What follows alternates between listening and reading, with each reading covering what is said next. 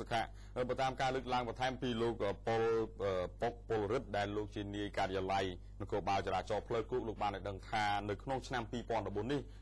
នៅក្នុងទូទាំងខេត្តតាកែវទាំងមកនិយាយរួមគឺមានករណីគ្រោះថ្នាក់ចរាចរណ៍កើតឡើងប្រមាណជា287លើកហើយធៀបនឹងឆ្នាំមុនគឺមានការកើនឡើងជាង10លើកបាទស្មើនឹង3កដកសញ្ញា 61% បណ្ដាលឲ្យគ្រោះថ្នាក់ដល់មនុស្សសរុប632នាក់ហើយក្នុងនោះគឺស្លាប់ចំនួន100នាក់ថយចុះ4នាក់បាទហើយបើរបួសធ្ងន់និយាយពីរបួសធ្ងន់វិញគឺរហូតដល់223នាក់កើនឡើង37នាក់របួសស្រាលចំនួន446នាក់ហើយលើមានការថយចុះចំនួន30នាក់ដែរបណ្ដាលឲ្យខូចខាតមធ្យោបាយសរុបចំនួន485គ្រឿងក្នុងនោះមានរថយន្តតូចចំនួន98គ្រឿងរថយន្តធុនធំចំនួន26គ្រឿងម៉ូតូ325គ្រឿងយានយន្តផ្សេងមួយចំនួនទៀតរហូតដល់36គ្រឿងលោកបញ្យលបន្ថែមថានិយាយពីការគ្រោះថ្នាក់ចរាចរណ៍ទាំងនេះគឺបណ្ដាលមកពីកត្តាចំនួនមនុស្សចំនួន281ករណីកត្តាផ្លូវចំនួន2ករណីនិងកត្តាយានយន្ត4ករណីក្នុងករណីគ្រោះថ្នាក់ចរាចរណ៍ខាងលើគឺបានសម្រុះសម្រួលរួចរាល់ប្រមាណជា232ករណីហើយ19ករណីបញ្ជូនទៅកាន់តុលាការដោយសារដោះស្រាយអត់ស្រេចបាច់និង36ករណីបន្ថែមកំពុងស្រាវជ្រាវកសាងសំណុំរឿងទៅតាមនីតិវិធីហើយលោកបន្តថាអ្នកបើកបរម៉ូតូមិនពាក់មួកសុវត្ថិភាពទេភាគច្រើននៅក្នុងខេត្តហើយមិនដាក់កញ្ចក់មើលមុខមើលក្រោយអញ្ចឹងទេវាបង្កឲ្យមានការគ្រោះថ្នាក់នៅពេលដែលយើងបញ្ជាម៉ូតូឬក៏យានយន្តនៅតាមដងផ្លូវហើយបើនិយាយពីការបើកហួសល្បឿនកំណត់វិញមានការធ្វើប្រហែសដែរអញ្ចឹងទេការបើកបរក្រោមឥទ្ធិពលស្រវឹងមិនគោរពច្បាប់ចរាចរណ៍ក៏មានអ្នកទាំងនោះភាគច្រើនជាមនុស្សពេញវ័យបាទអញ្ចឹងអរគុណមែនតើទៅមិនមែនមានន័យថាដោះស្រាយមិនស្រេចបាច់បានបញ្ជូនទៅតុលាការទេវាមានកម្រិតនៃការដោះស្រាយបើសិនជាស្រាលគឺយើងភាគីទាំងពីរគឺអាចសម្របសម្រួលគ្នាបានក្នុងករណីដែលសម្របសម្រួលគ្នាមិនបានទេគេអាចឲ្យនគរបាលជាអ្នកធ្វើអាជ្ញាកណ្ដាលហើយមានរឿងដែលពាក់ព័ន្ធទៅនឹងកម្រិតតុលាការគឺត្រូវតែបញ្ជូនសំណុំរឿងនឹងទៅតុលាការតែមកឧទាហរណ៍ដូចជាធ្វើឲ្យពិការឬក៏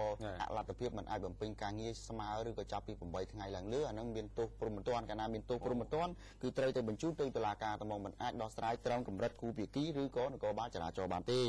បាទសូមអនុញ្ញាតបន្តទៅមួយរឿងទៀតនៅកំពង់ឆ្នាំងគឺអាជីវករម្នាក់ដែល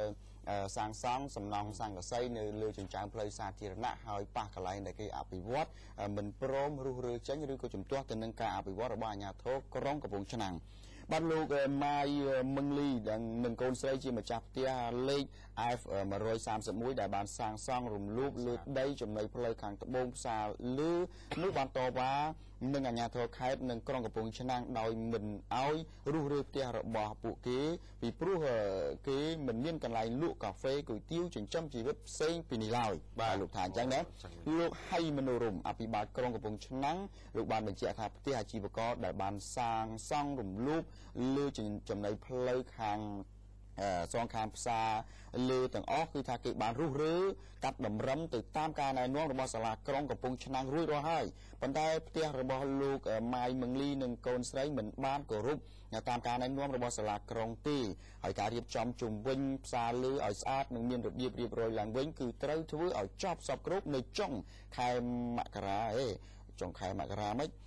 ឆ្នាំ2014នេះមានន័យថាចុងឆ្នាំ2014ហ្មងដើម្បីរៀបចំទីតាំងតូបលក់ដូរជូនអាជីវករចំនួន500តូបជុំវិញផ្សារលើបន្ថែមទៀតហើយពាក់ព័ន្ធទៅនឹងបញ្ហានេះលោកអ៊ុនសំអល់និងលោកហ៊ុនសវណ្ណរិទ្ធដែលជាអភិបាលរងខេត្តកំពង់ឆ្នាំងបានបញ្ជាក់ខ្លីថាបើសិនជានៅតែមិនព្រមស្ដាប់ការណែនាំទេគេនឹងចាត់វិធានការតាមផ្លូវរដ្ឋបាលនិងផ្លូវច្បាប់បន្តទៅទៀតបាទអនុញ្ញាតបញ្ចប់ហើយជូនទៅលោកបត្រាបាទសូមអរគុណលោកសង្ឃទូរទស្សនិកជនជាទីរាប់អានត្រឡប់ទៅកាន់ខេត្តកំពង់ឆ្នាំងដដែលស្មើនៅខេត្តផ្សេងនៅខេត្តកំពង់ឆ្នាំងទេនិយាយពីខាងរដ្ឋបាលជលផលលោកក៏ហៅបងប្អូនប្រជាពលរដ្ឋដែលជាម្ចាស់បណ្ដឹងសូមដកប្រធានសហគមន៍នេសាទមកសាកសួរពិនិត្យស្នាមមេដៃថាតើមានគ្រប់គ្រាន់ឬក៏យ៉ាងណាអញ្ចឹងទេបងប្អូនប្រជាពលរដ្ឋប្រមាណជា144នាក់នៅក្នុងភូមិកោះតាម៉ែវនិងឃុំព្រែកស្ពានក្នុងឃុំព្រះកគីនៅព្រឹកថ្ងៃទី4ម្សិលមិញហ្នឹងគឺត្រូវបានក្រុមការងាររបស់ខណ្ឌរដ្ឋបាលជលផលខេត្តកំពង់ឆ្នាំង2ក្រុមលោកក៏ហៅមកសាកសួរពិនិត្យស្នាមមេដៃសូមឲ្យលោកអភិបាលខេត្តជួយរៀបចំការបោះឆ្នោតជ្រើសរើសប្រធានសហគមន៍ថ្មីបាទដើម្បីវែកមុខរោគជនល្មើសណាដែលបានប្រព្រឹត្តបទល្មើសនៅក្នុងតំបន់អភិរក្សយកមកផ្ដន់ទោសទៅតាមច្បាប់ហើយអ្វីដែលសំខាន់ បន្ថែមពីលើនោះលោកលីឡាលោកជានាយរងផ្នែករដ្ឋបាលខណ្ឌជលផលកំពង់ឆ្នាំងលោកបានឲ្យដឹងថាចេះយោងតាមចំណារបស់ឯកឧត្តមជួជណ្ឌឿនដែលជាអភិបាលខេត្តកំពង់ឆ្នាំងនោះក្រុមការងាររបស់ខណ្ឌរដ្ឋបាលជលផលលោកបានចែកចេញជាពីរក្រុមបាទក្រុមទី1គឺគេបានហៅបងប្អូនប្រជាពលរដ្ឋភូមិព្រែកស្ពានផ្ទៀងផ្ទាត់មេដៃហើយក្រុមទី2បានហៅប្រជាពលរដ្ឋនៅភូមិកោះតាម៉ៅពិនិត្យមេដៃទៀតអញ្ចឹងទេការហៅមកឲ្យបងប្អូនប្រជាពលរដ្ឋមកពិនិត្យនេះគឺគោលបំណងសំខាន់នៃការផ្ទៀងផ្ទាត់មេដៃនេះគឺចង់ដឹងច្បាស់ថាតើមេដៃទាំងអស់នោះជាមេដៃរបស់ពួកគាត់ពិតប្រាកដឬក៏មេដៃคล้ายៗហើយពួកគាត់មានគោលបំណងយ៉ាងដូចម្តេចទៅដើម្បីឲ្យអាជ្ញាធរខេត្តមានវិធានការដោះស្រាយជូនពួកគាត់ផងបាទអរគុណច្រើនទូរទស្សនិកជនជាទីគោរពរាប់អានពាក់ព័ន្ធទៅនឹងដំណើរការវិនិយោគរបស់ក្រុមហ៊ុនខ្នាតតូចខ្នាតធំឬក៏លក្ខណៈបុគ្គលគឺថាគេតែងតែប្រើបច្ចេកវិទ្យាទំនើបដើម្បីកាត់បន្ថយការចំណាយពេលវេលានិងកម្លាំងពលកម្មដូចគ្នានេះដែរអ្នកវិនិយោគទុនកម្ពុជារួមទាំងវិនិយោគបរទេសបានសហការគ្នានាំយកសេវាកម្មពិសេសមួយទៀតគឺមានឈ្មោះថា Cloudដែលជាសេវាកម្មគ្មានទេនៅកម្ពុជាហើយគេនឹងនាំចូលមកនៅពេលខាងមុខនេះក្នុងគោលបំណងជួយកាត់បន្ថយការចំណាយនិងកម្លាំងពលកម្មផ្សេងៗលោកផៃច័ន្ទធូដែលជាប្រធានក្រុមហ៊ុន Premier ERP Solution បានថ្លែងថាបច្ចុប្បន្នសេវាកម្ម Cloud នេះគេនិយមប្រើប្រាស់ទូទាំងពិភពលោកប៉ុន្តែចំណែកតំបន់អាស៊ីវិញមានប្រទេសជាច្រើនកំពុងប្រើប្រាស់ដោយឡែកកម្ពុជាជាប្រទេសមួយដែលកំពុងតែរីកចម្រើនគ្រប់ផ្នែកដែរប៉ុន្តែសេវាកម្មនេះមិនទាន់មានទេដូច្នេះហើយបានជាលោកសម្រាប់សហការជាមួយនឹងក្រុមហ៊ុនដៃគូនាំយកសេវាកម្មនេះមកកាន់ប្រទេសកម្ពុជាដើម្បីឲ្យគេហៅថាក្រុមហ៊ុនខ្នាតតូចខ្នាតមធ្យមឬក៏លក្ខណៈបុគ្គលនឹងប្រើប្រាស់សេវាកម្មហ្នឹងវាចំណេញពេលវេលានិងពលកម្មមានន័យថាមនុស្សបាទហើយពាក់ព័ន្ធទៅនឹងបញ្ហានេះដែរលោក William Dot ដែលជាប្រធានគ្រប់គ្រងផ្នែកទីផ្សាររបស់ក្រុមហ៊ុន SRP បានថ្លែងថា SRP បានផ្ដល់សេវាកម្ម Cloud នេះសម្រាប់អាជីវកម្មខ្នាតតូចនិងធំចំនួន1222ក្រុមហ៊ុននិងអាជីវកម្មខ្នាតតូចមធ្យមចំនួន4585ក្រុមហ៊ុនហើយពាក់ព័ន្ធទៅនឹងគេហៅថាការយល់ដឹងឲ្យច្បាស់អំពីសេវាកម្ម Cloud សម្រាប់ចំណាយពេលកុំឲ្យចំណាយពេលវេលាច្រើននិងកាត់បន្ថយការប្រើប្រាស់កម្លាំងពលកម្មបែបណានោះគេនឹងធ្វើការបង្ហាញនៅពេលក្រោយគ្រាន់តែថ្ងៃនេះគឺថានឹងនាំចូលសហការគ្នានាំចូលបាទអរគុណច្រើនបាទអរគុណលោកនាងទីគោរពរាប់អានយើងខ្ញុំសូមអនុញ្ញាតសម្រាប់បន្តិចសិនរយៈក្រោយផ្ដល់ជូនព័ត៌មានសំខាន់ៗបន្តទៀតបាទ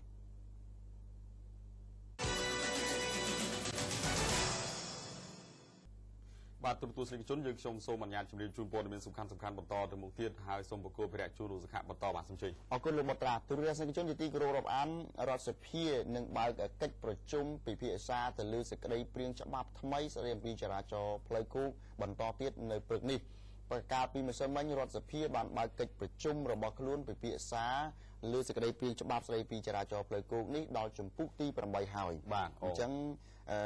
សេចក្តីព្រាងច្បាប់នេះវាមាន12ជំពូកដូច្នេះនៅសល់4ជំពូកទៀតទេដែលត្រូវបញ្ចប់គេរំពឹងថា4ជំពូកនេះគឺថានឹងពិភាក្សានៅព្រឹកនេះដើម្បីបញ្ចប់សពគ្រប់តែម្ដងហើយកាលពីថ្ងៃដំបូងរដ្ឋសភាបានពិភាក្សាចំនួន2ជំពូកថ្ងៃបន្តមកទៀតពិភាក្សាបានដល់ជំពូកទី4ថ្ងៃម្សិលមិញពិភាក្សាដល់ជំពូកទី8អញ្ចឹងទី8នៅថ្ងៃនេះអាចនឹង4ជំពូកទៀតវាចូលដល់ជំពូកទី12គឺជាជំពូកចុងក្រោយបាទបំផុតដែលនៅពេលបញ្ចប់សប្តាហ៍ក្រោយៗនឹងបញ្ជូនទៅកាន់ព្រឹទ្ធសភាដើម្បីពិនិត្យនិងផ្ដល់យោបល់បន្តទៀតច្បាប់ចរាចរណ៍ផ្លូវគោកថ្មីជាសេចក្តីព្រាងនៅឡើយនេះមាន92មាត្រាដែលចែង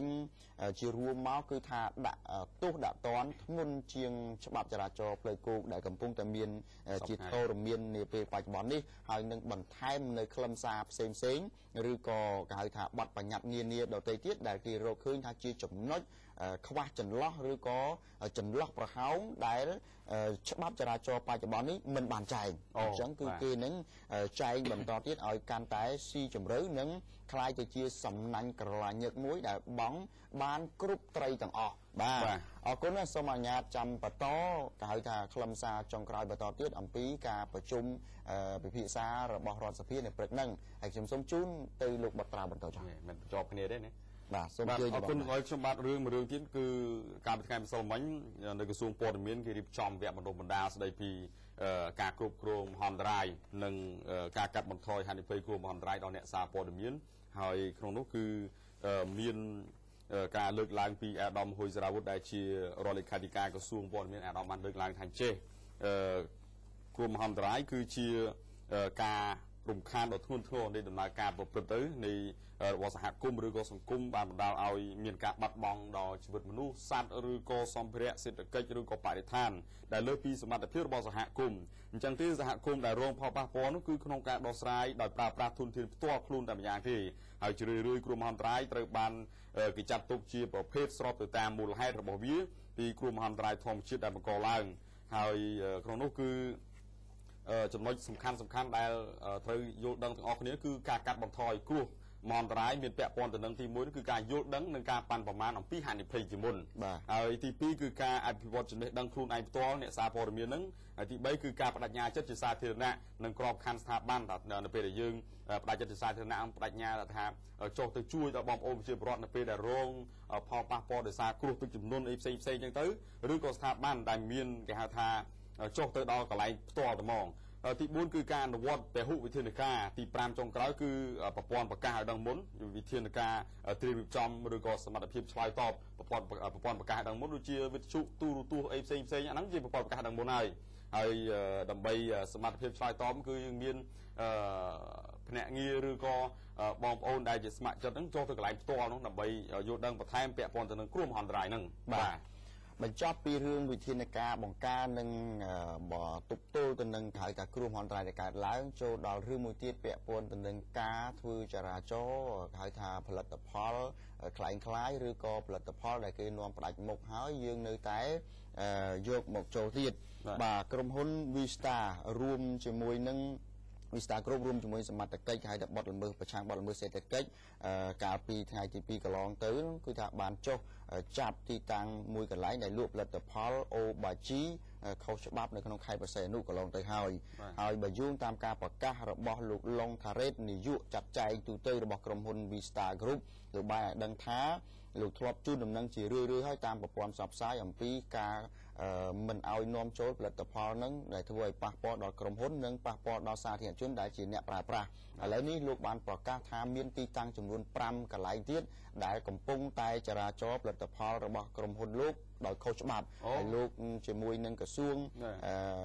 ហៅថានគរបាលប្រឆាំងបទល្មើសសេដ្ឋកិច្ចនឹងចាត់វិធានការទីតាំងទាំង5នោះបន្តទៅទៀតដូច្នេះសូមស្ដាប់ការបញ្ជាក់របស់លោកឡុងសារ៉េតដែលជានាយកចាត់ការទូទៅរបស់ក្រុមហ៊ុន Vista Group បាទអញ្ចឹងទីតាំងចំនួន5ទៀតដែលខ្ញុំរកឃើញឥឡូវកំពុងស្រាវជ្រាវរកផុសតាំងបន្ថែមគ្រប់ផុសតាំងទាំងអស់គឺខ្ញុំត្រូវទៅយកឲ្យបានទាំងរូបភាពទាំងវីដេអូគឺខ្ញុំថតបានទាំងអស់ដូច្នេះហើយបានជាខ្ញុំចាប់ផ្ដើមអនុវត្តដោយខ្ញុំសហការជាមួយនឹងកងកម្លាំងបាទនគរបាលប្រឆាំងបទល្មើសសេដ្ឋកិច្ចជាមួយនឹងខាងតុលាការអីដើម្បីយើងអនុវត្តឥឡូវទីតាំងនៃខ្ញុំកំណត់ហ្នឹងគឺខ្ញុំបានកំណត់បាទនៅតាមផ្សារក៏មានផ្ទះក៏មានអញ្ចឹងខ្ញុំគ្រាន់តែថាខ្ញុំនឹងចាប់ផ្ដើមក្នុងពេលចាប់ទៀតបាទទូរទស្សនិកជនជាទីគោរពរាប់អានបើយោងតាមតំណាងក្រុមហ៊ុននេះបាទដឹងថាការដែលយកផលិតផលទាំងនោះមកលក់ដែលធ្វើឲ្យប៉ះពាល់ដល់ចំណុចសំខាន់ជាច្រើនគឺពុំបានបង់ពន្ធចូលរដ្ឋដែលនាំឲ្យខាតបង់ចំណូលជាតិហើយលក់ផលិតផលគ្មានគុណភាពដែលអាចប៉ះពាល់ដល់សុខភាពអ្នកប្រើប្រាស់ហើយក្រុមហ៊ុនរបស់លោកនឹងបាត់បង់អតិថិជនឬខូចកេរ្តិ៍ឈ្មោះថែមទៀតផងបាទអរគុណអញ្ចឹងទុកជូនខាងក្រុមហ៊ុននិងសមត្ថកិច្ចជំនាញលោកចាត់វិធានការទៅតាមការគួរពីព្រោះធម្មតាកាលណាគេនាំចូលផ្ដាច់មុខហើយយើងទៅនាំចូលអីប្រទេសបតូតអីទៀតចឹងវាប៉ះពាល់ដែរហើយនាំចូលមកវាអត់មានពន្ធហើយពេលនេះខំបង់ពន្ធចង់ងាប់ហើយអរគុណជូនទៅលោកបន្តបាទអរគុណខ្ញុំបានមួយរឿងនៅខេត្តបន្ទាយមានជ័យនិយាយពីអាជ្ញាធរខេត្តបន្ទាយមានជ័យលោកក្រើនរំលឹកក៏ដូចជាទទូចធ្វើម៉េចឲ្យខាងមន្ត្រីក្រមអាវ៉ាត់របស់ខ្លួននឹងចូលរួមសហការគ្នាសាមគ្គីគ្នាដើម្បីពង្រឹងភូមិឃុំមានសុវត្ថិភាពហៅនយោបាយភូមិឃុំមានសុវត្ថិភាពណាបាទហើយក្នុងនោះគឺដោះស្រាយទប់ស្កាត់វិវាទបញ្ហាវិវាទហ្នឹងគឺត្រូវបង្ក្រាបបទល្មើសគ្រប់ប្រភេទឲ្យបានច្បាស់ហើយកាន់តែខ្លាំងក្លាថែមទៀតដើម្បីទទួលបានការវិតម្លៃស្នាដៃខ្ពស់ក្នុងការប្រឡងប្រណាំងអនុវត្តគោលនយោបាយភូមិឃុំមានសុវត្ថិភាពហើយក្នុងនោះដែរឯកឧត្តមគូសុំសិរិទ្ធអភិបាលខេត្តបន្ទាយមានជ័យអាដាមបានលើកឡើងថាចេះរឿងរ៉ាវកើតឡើងច្រើនជាងគេនៅលើទឹកដី4ស្រុកក្នុងក្រុងចំនួន9ស្រុកក្រុងនៃខេត្តបន្ទាយមានជ័យគឺក្រុងប៉ោយប៉ែតសកម្មមកកន្លែងហ្នឹងហើយក្រុងស្រីសុភ័ណ្ឌទី2អនុប្រធានស្រុកមង្គលបុរីស្រុកម៉ាឡៃសិតតែសម្បូរគ្រឿងញៀនសម្បូរចោរកម្មអត់ល្មើសផ្សេងអាដាមបានលើកឡើងបែបហ្នឹង ហើយតាមរបាយការណ៍ក្រុងស្រុកទាំង4នេះគឺកើតមានចោរកម្មក្មេងទំនើងបញ្ហាជួញដូរគ្រឿងញៀនជាបញ្ហាធំបំផុតទំនិញកិច្ចពន្ធដោយលោកស្ថាលើកឡើងមិញទំនិញកិច្ចពន្ធការលួចឆ្លងដែននិងវិវាទផ្សេងៗជាច្រើនហើយក្នុងនាមអាជ្ញាធរខេត្តអាដាមបានសូមវិតម្លៃខ្ពស់ចំពោះកិច្ចខិតខំប្រឹងប្រែងរបស់សមាជិកមន្ត្រីពាក់ព័ន្ធទាំងអស់ក្រុមការងារបម្រើប្រជាពលរដ្ឋសង្គមជាតិកន្លងមកហើយប៉ុន្តែធ្វើដើម្បីឲ្យមានគោលនយោបាយនេះកាន់តែទទួលបានលទ្ធភាពជោគជ័យបន្ថែមទៀតទាំងគ្រប់មន្ត្រីអាជ្ញាធរសមាជិកជំនាញត្រូវឯកភាពក្នុងការសាមគ្គីគ្នាសហការគ្នាឲ្យបានល្អប្រសើរឲ្យបានជិតស្និទ្ធដូចជាពិនិត្យស្ថានភាពបទល្មើសការបង្ក្រាបបទល្មើសឲ្យបានខ្ជាប់ខ្ជួនចូលរួមវេទិកាសាធារណៈផ្សេងៗអញ្ចឹងតាមការស្នើសុំរបស់បងប្អូនប្រជាពលរដ្ឋដែលលោកទទូចមកខាងអាជ្ញាធរឲ្យជួយរកដោះស្រាយមិនមែនទេដាក់មកបាត់ឈឹងអត់មានដំណោះស្រាយទេបាទអរគុណណាស់ព័ត៌មានចុងក្រោយពាក់ព័ន្ធទៅនឹងថ្នាក់ដឹកនាំលោកជំរុញឲ្យពុទ្ធបរិស័ទសាធារណជនទូទៅបង្កើនការប្រតិបត្តិតាមផ្លូវព្រះពុទ្ធសាសនាដែលជាសាសនារបស់រដ្ឋបាទលោកជំទាវអុកញ៉ាស៊ុយសុផាននិងលោកជំទាវម៉ែននារីវុធីហូសិទ្ធីដែលបានដឹកនាំសប្បុរសជនទៅកសាងកុដិលេខ24នៅក្នុងវត្តនាគវ័នរាជធានីភ្នំពេញជាស្មារតីលោកជំទាវនិងសប្បុរសជនចាត់ទុកថានេះគឺជាការចូលរួមក្នុងវិស័យពុទ្ធសាសនាទាំងការលើកកម្ពស់និងការជំរុញស្មារតីសាធារណជនជាពិសេសយុវជនឲ្យប្រតិបត្តិតាមធម៌វិន័យរបស់ព្រះសម្មាសម្ពុទ្ធដែលព្រះអង្គតែងតែអប់រំមនុស្សឲ្យធ្វើអំពើល្អជៀសឆ្ងាយអំពីអបាយមុខនានាកុំប្រព្រឹត្តអំពើអកុសលហើយប្រព្រឹត្តតែអំពើជាកុសលបាទហើយទីវត្តអារាមគឺជាកន្លែងសម្រាប់គេហៅថាអ្នកធ្វើល្អទៅបដិបត្តិក៏បានអ្នកដែលមិនធ្វើល្អទៅបដិបត្តិក៏បានដែរដើម្បីលាងជំរះចិត្តបាបលាងជំរះអំពើដែលអវិជ្ជមានអកុសលឲ្យជៀសចេញចាកឆ្ងាយមានតែអំពើជាកុសលនាពេលបច្ចុប្បន្ននិងពេលទៅអនាគតបាទហើយណាមួយនោះគឺថាជាការចូលរួមចំណែកនៅក្នុង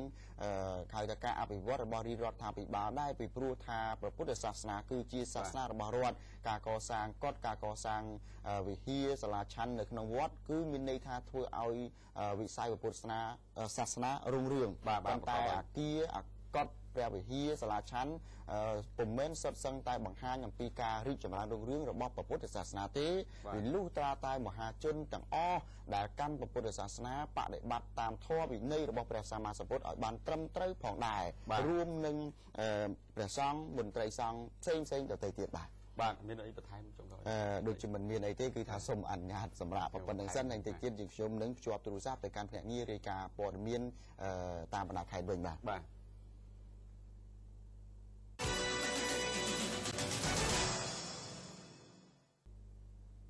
ទវគ្គនេះគឺជាវគ្គដែលត្រូវឆ្លើយឆ្លងជាមួយភ្នាក់ងាររាយការណ៍ព័ត៌មានតាមបណ្ដាខេត្តដូច្នេះខ្ញុំសូមជូនភារៈទៅលោកបុត្រាឆ្លើយឆ្លងជាមួយភ្នាក់ងារទី1គឺលោកវិឡែមប្រចាំការនៅត្បូងឃ្មុំនិងកំពង់ចាមបាទសូមអរគុណលោកសខាជំរាបសួរលោកវិឡែមឈឹងស្ងាត់ឈឹងបាទឥឡូវសូមអនុញ្ញាតផ្លាស់ប្ដូរទៅភ្នាក់ងារផ្សេងមើលលោកពិសិដ្ឋដែលប្រចាំការនៅខេត្តព្រៃវែងនិងស្វាយរៀងថាតើមានរឿងអ្វីបាទសូមអញ្ជើញលោកបុត្រាបាទជំរាបសួរលោកពិសិដ្ឋលោកពិសិដ្ឋបាទសូមជម្រាបសួរលោកបុត្រាបាទទទួលបានទេលោកបាទទទួលបានហើយបាទព្រឹកនេះកំពុងឈរជើងនៅខេត្តព្រៃវែងឬក៏ស្វាយរៀងលោកបាទព្រឹកនេះខ្ញុំកំពុងតែឈរជើងនៅខេត្តស្វាយរៀងបាទពីខេត្តស្វាយរៀងមានដំណឹងអីជម្រាបជូនដល់ទូរទស្សនិកជនលោកបានជ្រាបបាទព្រឹកនេះខ្ញុំមានព័ត៌មានមួយបាទគឺសមត្ថកិច្ចខេត្តស្វាយរៀងបានចាប់ខ្លួនបរិបទម្នាក់ដែលជាប់ពាក់ព័ន្ធក្នុងករណីឆោបបោកមន្ត្រីនគរបាលម្នាក់តាមទូរស័ព្ទបាទតាមវិញបាទសូមជឿខ្ញុំអត់បាទគឺបរិបទម្នាក់ត្រូវបានខាត់ខ្លួនកាលពីវេលាម៉ោង1រសៀលថ្ងៃ2ធ្នូកន្លងទៅនេះគឺដោយសារតែគេបានប្រើឈ្មោះថ្នាក់ដឹកនាំជាន់ខ្ពស់ធ្វើសកម្មភាពបោកប្រាស់យកប្រាក់ពីមន្ត្រីនគរបាលម្នាក់នៅឯខេត្តរតនគិរីគឺលោកស្នងការរកខេត្តតែម្ដងបាទហើយនៅក្នុងរូបភាពនោះគឺគេបានពលរបស់ថ្នាក់ដឹកនាំជាន់ខ្ពស់ម្នាក់តែទៅទារយកប្រាក់ពីលោកស្នងការរកហើយយកទៅធ្វើយកជាស៊ីម៉ងដើម្បីធ្វើផ្ទះប៉ុន្តែដោយសារតែ មានការសង្ស័យទៅលោកស្នងការរងតាក់ទងទៅថ្នាក់មន្ត្រីខ្ពស់ស្គាល់តែម្ដងលោកពិសិដ្ឋសុំកាត់លោកបន្តិចជនសង្ស័យនេះបោកលោកស្នងការរងនឹងអស់ប្រមាណជាលុយទៅលោកបាទប្រមាណទឹកប្រាក់ជាថវិកាប្រមាណទៅបាទជនសង្ស័យនេះគាត់បានបោកយកទឹកប្រាក់ទីយកទឹកប្រាក់ចំនួន$250ពីលោកស្នងការរងប៉ុន្តែជាក់ស្ដែងដោយមានការសង្ស័យគឺតាមរយៈការស្រាវជ្រាវទៅបានថាជាករណីខុសបោកគឺខាងសមត្ថកិច្ចប្រើជាថ្នាក់ដើម្បីឲ្យគេទៅទទួលយកលុយដល់គឺដោយលោកស្នងការរងបានផ្ញើទឹកប្រាក់ចំនួនតែ$10ប៉ុណ្ណោះចូលទៅក្នុងវិញដើម្បីឲ្យជនល្មើសនេះទឹកបើកយកលុយបាទហើយនៅពេលតែបើកចូលទៅបើកយកលុយនៅចំណុចភូមិរូបគោសង្កាត់ពេលខ្លះខ្លះខេត្តស្វាយរៀងនោះគឺជនសង្ស័យបានដោះយកបានលុយចំនួន$8កន្លះបាទពីក្នុងវិញនោះទៅមានការឆ្ងល់ហើយក៏បានទៅកាន់លោកស្នងការរូបនោះដើម្បីសួរថាហេតុអ្វីបានជាផ្ញើលុយឲ្យគេមិនគ្រប់ហើយដល់ពេលដែលទទួលបានក៏ទូរស័ព្ទរបស់ជនសង្ស័យទៀតលោកស្នងការរូបនោះក៏បានបញ្ជាក់ថាឲ្យរងចាំបន្តិចដើម្បីឲ្យគាត់វេលុយមកម្ដងទៀតបាទប៉ុន្តែគណៈពេលដែលខាងជនល្មើសជនសង្ស័យនេះរងចាំទទួលយកលុយដែលវេមកភាសាទៀតនោះសមត្ថកិច្ចក៏បាននាំកម្លាំងចុះទៅធ្វើការបង្ក្រាបខ្លួនទឹកបានតែម្ដងបាទរហូតដល់ទីថាសមត្ថកិច្ចបញ្ជូនទៅដល់ណាហើយលោកបានបាទជនសង្ស័យរូបនេះគឺសមត្ថកិច្ចកំពុងតែសិក្សាសំណុំរឿងបញ្ជូនទៅកាន់តុលាការខេត្តស្វាយរៀងកាត់ការតាមនីតិវិធីច្បាប់ហើយប៉ុន្តែអ្វីដែលយើងជួយចាប់អារម្មណ៍នោះគឺជនសង្ស័យនេះគឺគាត់មិនបានរកស៊ីមុខរបរឆបោកលុយតាមវិញនេះតែមិនឯងនោះទេគឺគ្រួសាររបស់គាត់ថាសើតែមួយពូជតែម្ដងគឺរកស៊ីបែបនេះបាទដោយការសមត្ថកិច្ចបានដឹងថាការពីខែមិថុនាកន្លងទៅនេះគឺឪពុកក្មេកនិងប្អូនថ្លៃរបស់ជនតែតែចាប់ខ្លួននេះគឺមានឈ្មោះស៊ូនមនីហើយស្បោអាយុ59ឆ្នាំជាឪពុកក្មេកនិងប្អូនថ្លៃឈ្មោះស៊ូនមនីលីណាអាយុ27ឆ្នាំនោះជាប្អូនថ្លៃនោះបានធ្វើសកម្មភាពបោក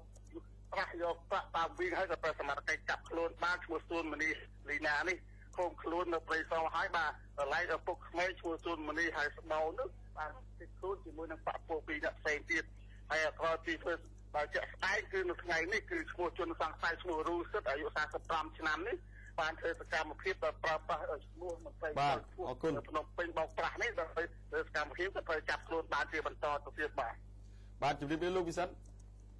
សូមអរគុណសូមជម្រាបលាបាទសូមជួបទូរស័ព្ទទៅភ្នាក់ងារប្រចាំការមួយរូបទៀតនៅក្នុងខេត្តកំពង់ចាមសូមគោរពលោកសុខាអរគុណលោកបុត្រាលោកវីឡែមដែលប្រចាំការនៅទីនោះជម្រាបសួរលោកវីឡែមបាទជម្រាបសួរលោកសុខានិងលោកបុត្រាបាទលោកវីឡែមតែព្រឹកហ្នឹងនៅកំពង់ចាមឬក៏ត្បូងឃ្មុំលោកបាទគាត់នេះខ្ញុំចូលជានៅកំពង់ចាមបាទកំពង់ចាមមានរឿងអ្វីរីកាពីកំពង់ចាមអូដាច់ទូរស័ព្ទរបស់លោកបានដាច់ទៅវិញហើយបាទឥឡូវនេះទូរស័ព្ទរបស់លោកបានដាច់ទៅវិញហើយអញ្ចឹងគឺថាទុកជូនសហការីផ្នែកបច្ចេកទេសសម្រួលបន្តទៀតប៉ុន្តែសូមអនុញ្ញាតជម្រាបជូនព័ត៌មានខ្លីមួយពាក់ព័ន្ធទៅនឹងរឿងគេហៅថាឃាតកម្មលោកអង្ញាអឹងមេងលីបាទសេចក្តីរាយការណ៍ពីច្រឡំអឹងមេងជឺបាទអឹងមេងជឺបាទឥឡូវលោកវិឡាមតាក់ទងបានអញ្ចឹងកុំអាចជម្រាបជូនចាំតិចទៀតចាំជម្រាបជូនអស់លោកអ្នកបាទលោកវិឡាមជម្រាបសួរបាទជម្រាបសួរលោកសុខានិងលោកបុត្រាបាទជម្រាបសួរវិសកាត់លោកបាត់មិញដោយសារប្រព័ន្ធទូរស័ព្ទហើយតើមានអ្វីរាយការណ៍ពីកំពង់ចាមព្រឹកហ្នឹងលោកបាទខ្ញុំមានសេចក្តីរាយការណ៍មួយស្តីពីការធ្វើរបងថ្មរំលោភយកផ្លូវសាធារណៈធ្វើជាកម្មសិទ្ធិហើយអាជ្ញាធរគ្មានចំណាត់ការបាទអញ្ចឹងបាទតើយ៉ាងម៉េចទៅវិញសូមអញ្ជើញបាទបន្ទាប់ពីមានការតវ៉ារបស់ប្រជាពលរដ្ឋក្នុងភូមិអង្គរបានទី6នៅសាលាស្រុកកំពីហើយនៅរសៀលខែទី4ខែធ្នូឆ្នាំ2009នេះហ្នឹងគឺអាជ្ញាធរស្រុកកំពីបានចុះទៅពិនិត្យទីតាំងទំនាស់ការធ្វើរបងរំលោភយកផ្លូវសាធារណៈធ្វើជាកម្មសិទ្ធិស្ថិតនៅភូមិអង្គរបានទី6ហ្នឹងឃុំអង្គរបានស្រុកកំពីខេត្តកំពង់ចាមខណៈអាជ្ញាធរភូមិឃុំអសមត្ថភាពក្នុងការបង្ក្រាបបាទហើយទៅតាមលោកមីថនភាគីខាងដើមចោតនិងជាតំណាងប្រជាពលរដ្ឋភូមិអង្គរបានទី6បានដឹងថាតាំងពីភាគីខាងចុងចោតគឺឲ្យលោកស្រីដើមចោតហ្នឹងគឺបានប្តឹងទៅខាងអាជ្ញាធរនឹងឲ្យមានចំណាត់ការទៅលើភាគីចុងចោតឈ្មោះគឺនាងហ្នឹងដែលគាត់ចាប់ជីករណ្ដៅចាក់គ្រឹះធ្វើរបងថ្មហ្នឹងហើយខាងអាជ្ញាធរភូមិឃុំហ្នឹងគឺគាត់បានដឹងតែគ្មានចំណាត់ការបាទហើយឥឡូវពេលនេះគាត់នាំគ្នាមកដល់សាលាស្រុកហ្នឹងដើម្បីសូមឲ្យស្រុក ជួយអន្តរាគមន៍វិញម្ដងហើយសូមឲ្យស្រុកចុះទៅពិនិត្យទីតាំងរំលោភដើម្បីឲ្យផ្លូវសាធារណៈតាមពីដូនតាមកនោះគឺឲ្យប្រើប្រាស់ជាផ្លូវការឡើងវិញបាទហើយបើតាមលោកស្រីហ៊ឿននាងជាភាគីចុងចោតហ្នឹងគាត់បានបញ្ជាក់ដែរថាមុននឹងគាត់សាងសង់របងថ្មនេះគាត់បានសូមខាងអាជ្ញាធរភូមិឃុំរួចហើយហើយការធ្វើរបងនេះគឺដើម្បីការពារក្រុមគ្រួសារគាត់ពីព្រោះឆ្នាំទៅមានអាចៅបានចូលក្នុងដីគាត់ហើយបានប្រវាយប្រសពជាមួយកូនគាត់ហ្នឹងមានរបួសស្លាប់ទៀតបាទហើយបើខាងស្រុកបាទគឺលោកភោគសវុតអភិបាលរងស្រុកផងមានហ្នឹងបន្ទាប់ពីមានការជួបសវនកម្មជាមួយប្រជាពលរដ្ឋរយៈពេលជា1ម៉ោងហើយដើម្បីធ្វើការសម្របសម្រួលចូលលើរូបមន្តឈ្នះទាំងអស់គ្នាប៉ុន្តែរហូតមកដល់ពេលនេះនៅមិនទាន់មានច្រកចេញនៅឡើយទេហើយខាងស្រុកក៏បានចុះដល់ទីតាំងទំនាស់ដើម្បីពិនិត្យស្ថានភាពជាក់ស្ដែងរួចបញ្ជាក់ប្រាប់ប្រជាពលរដ្ឋទាំងនោះថាកម្មស្រុកពិចារណាសិនបាទអរគុណច្រើនលោកវិឡានបាទអរគុណបាទជម្រាបលាបាទទូរទស្សនិកជនជាទីមេត្រីនៅពេលនេះយើងខ្ញុំសូមអនុញ្ញាតសម្រាប់សិនប៉ុន្តែសន្យាថានឹងជម្រាបជូននៅចុងម៉ោងអំពីដំណើរវិវត្តនៃហៅថាការតាមប្រមាញ់លោកអញ្ញាថោសរ៉ាត់ដែលត្រូវនគរបាលចោទថាជាអ្នកដែលនៅពីក្រោយនៃការបាញ់ប្រហារលោកអញ្ញាអឹងមេងជឺបាទមិញអឹងមេងលីខុសបាទសូមអនុញ្ញាតសម្រាប់មកពេលសិនបាទ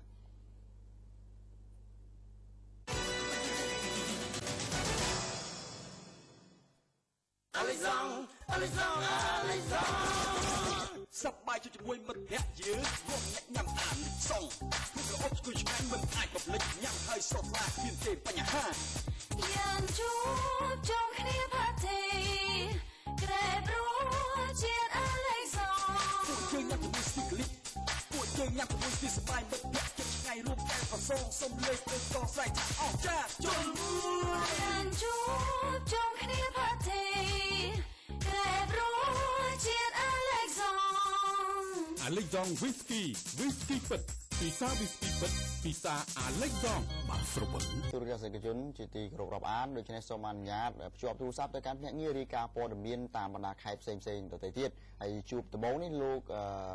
ប៊ុនថនដែលប្រចាំការនៅក្រុងប៉ោយប៉ែតជួបទៅលោកបន្ត្រាសូមជើញបាទសូមអរគុណលោកសុខាសូមជម្រាបសួរលោកប៊ុនថនជំរាបសួរលោកបន្ត្រាលោកសុខាបាទជំរាបសួរលោកប៊ុនថនពីខេត្តបន្ទាយមានជ័យក្រុងប៉ោយប៉ែតមានសេចក្តីរាយការណ៍អីជម្រាបជូនដល់ទូរទស្សនិកជនយើងបានជ្រាបបាទលោកបានជ្រាបខ្ញុំបានមានសេចក្តីរាយការណ៍មួយក្រុមអ្នកអូសរទេះដឹកអីវ៉ាន់ពីផ្សារថៃនិងអ្នកលក់សម្បត្តិរថយន្តក្រុងបានធ្វើសកម្មភាពចម្រិតយកលុយពីពលករខ្មែរដែលត្រឡប់មកពីប្រទេស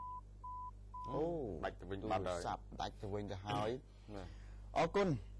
ឥឡូវនេះទុកពេលជូនសហការីតាក់ទងទៅកាន់ភ្នាក់ងារតាមបណ្ដាខេត្តផ្សេងទៀតប៉ុន្តែខ្ញុំសូមអនុញ្ញាតជម្រាបជូនព័ត៌មានខ្លីៗជុំវិញដំណើរវិវត្តនៃឃាតកម្មលោកអុកញ៉ាអឹងមេងជឺ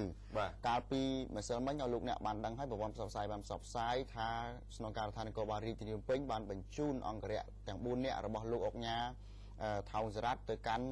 តុលាការដើម្បីប្រគល់ជូនអัยការអមតុលាការរាជធានីភ្នំពេញនៅពេលព្រលប់ឬក៏ពេលយប់ម៉ោងជាង7មានសេចក្តីរាយការណ៍ថាព្រះអញ្ញាបានសម្រេចចោទប្រកាន់អង្គរៈទាំង4នាក់ពីបទកៅថាមនុស្សជាតិដោយគិតទុកជាមុនតាមមាត្រា200នៃក្រមព្រំដែនឆ្នាំ2009ហើយបើយោងតាមមាត្រានោះគឺថាបើសិនជាចៅក្រមរោគភ័ស្តុតាងត្រឹមត្រូវឃើញច្បាស់លាស់ថាពិតជាបានប្រព្រឹត្តមែនពួកគេអាចប្រឈមមុខនឹងការជាប់ពន្ធនាគារអស់មួយជីវិតបាទហើយគេបានបញ្ជូនអង្គរៈទាំង4ទៅកាន់ស្នងការដ្ឋាននគរបាលរាជធានីភ្នំពេញវិញនៅព្រឹកនេះដែរគឺថាអ្នកទាំង4នឹងត្រូវស្នងការនគរបាលរាជធានីភ្នំពេញបញ្ជូនមកកាន់តុលាការក្រុងភ្នំពេញម្ដងទៀតការបញ្ជូនមកលើកនេះគឺដើម្បីរុញទៅចៅក្រមស៊ើបសួរបន្តពីព្រោះនីតិវិធីព្រះអញ្ញាចោទប្រកាន់ហើយព្រះអញ្ញាត្រូវរុញសំណុំរឿងនេះទៅកាន់ចៅក្រមស៊ើបសួរចៅក្រមស៊ើបសួរនឹងសួរពួកគេទាំង4នាក់បន្តទៀតហើយការស៊ើបសួររបស់ចៅក្រមស៊ើបសួរគឺសួរទាំងភស្តុតាងដោះបន្ទុកនិងទាំងភស្តុតាងដាក់បន្ទុកបាទមិនមែនមានន័យថារកតែភស្តុតាងដាក់បន្ទុកទេអាដាក់ក៏រកអាដោះក៏រកអាមួយណាមានអាមួយណាអត់ហើយនៅដំណាក់កាលហ្នឹងជាសិទ្ធិសម្រេចរបស់ចៅក្រមស៊ើបសួរហើយថាតើសម្រេចឃុំខ្លួនបណ្ដោះអាសន្នឬក៏មិនឃុំខ្លួនបណ្ដោះអាសន្នបាទនៅព្រឹកនេះគឺអ្នកទាំង4នឹងមកកាន់តុលាការក្រុងភ្នំពេញម្ដងទៀតដើម្បីជួបជាមួយនឹងចៅក្រមស៊ើបសួរបាទហើយដំណឹងអំពីការ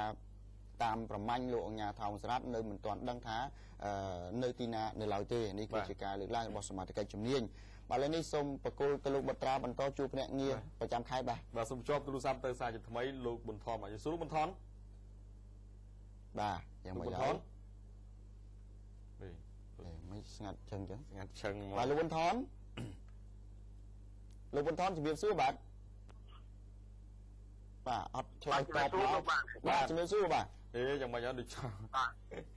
បាទអរគុណឥឡូវសូមអញ្ជើញរៀបរាប់រឿងរ៉ាវទៅមកបាទសូមអញ្ជើញបាទថ្មីនេះគេបានឃើញថាសកម្មភាពនេះអត់តែលោកបាទដែលមានស្និទ្ធជាមួយសមាជិកថៃប្រចាំនៅច្រកទ្វារប៉ុន្តែហ្នឹងបានដឹកទំនិញដឹកសំណុំដឹកអីវ៉ាន់ពលករដែលត្រឡប់មកពីថៃវិញមកកម្ពុជាខ្ញុំសូមបញ្ជាក់កន្លែងនេះបន្តិចមកលោក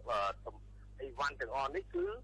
ពលករដែលត្រឡប់មកពីខ្មែរវិញតែពួកគាត់ហ្នឹងមានលិខិតឆ្លងដែនស្របច្បាប់ប៉ុន្តែគាត់ត្រូវត្រឡប់មកកម្ពុជាវិញតែពួកគាត់នេះមិនបានចូលមកតាមច្រកអន្តរជាតិអត់បានទេពលករទាំងអស់នេះត្រូវបានត្រឡប់មកតាមច្រករបៀងបាទអញ្ចឹងបាទក្រុមនេះត្រូវឲ្យអ្នកដែលធ្លាក់ជាមួយសមាជិកថៃហ្នឹងបានដឹកអីវ៉ាន់ចូលមកកម្ពុជាតាមច្រកអន្តរជាតិប៉ុន្តែហ្នឹងមក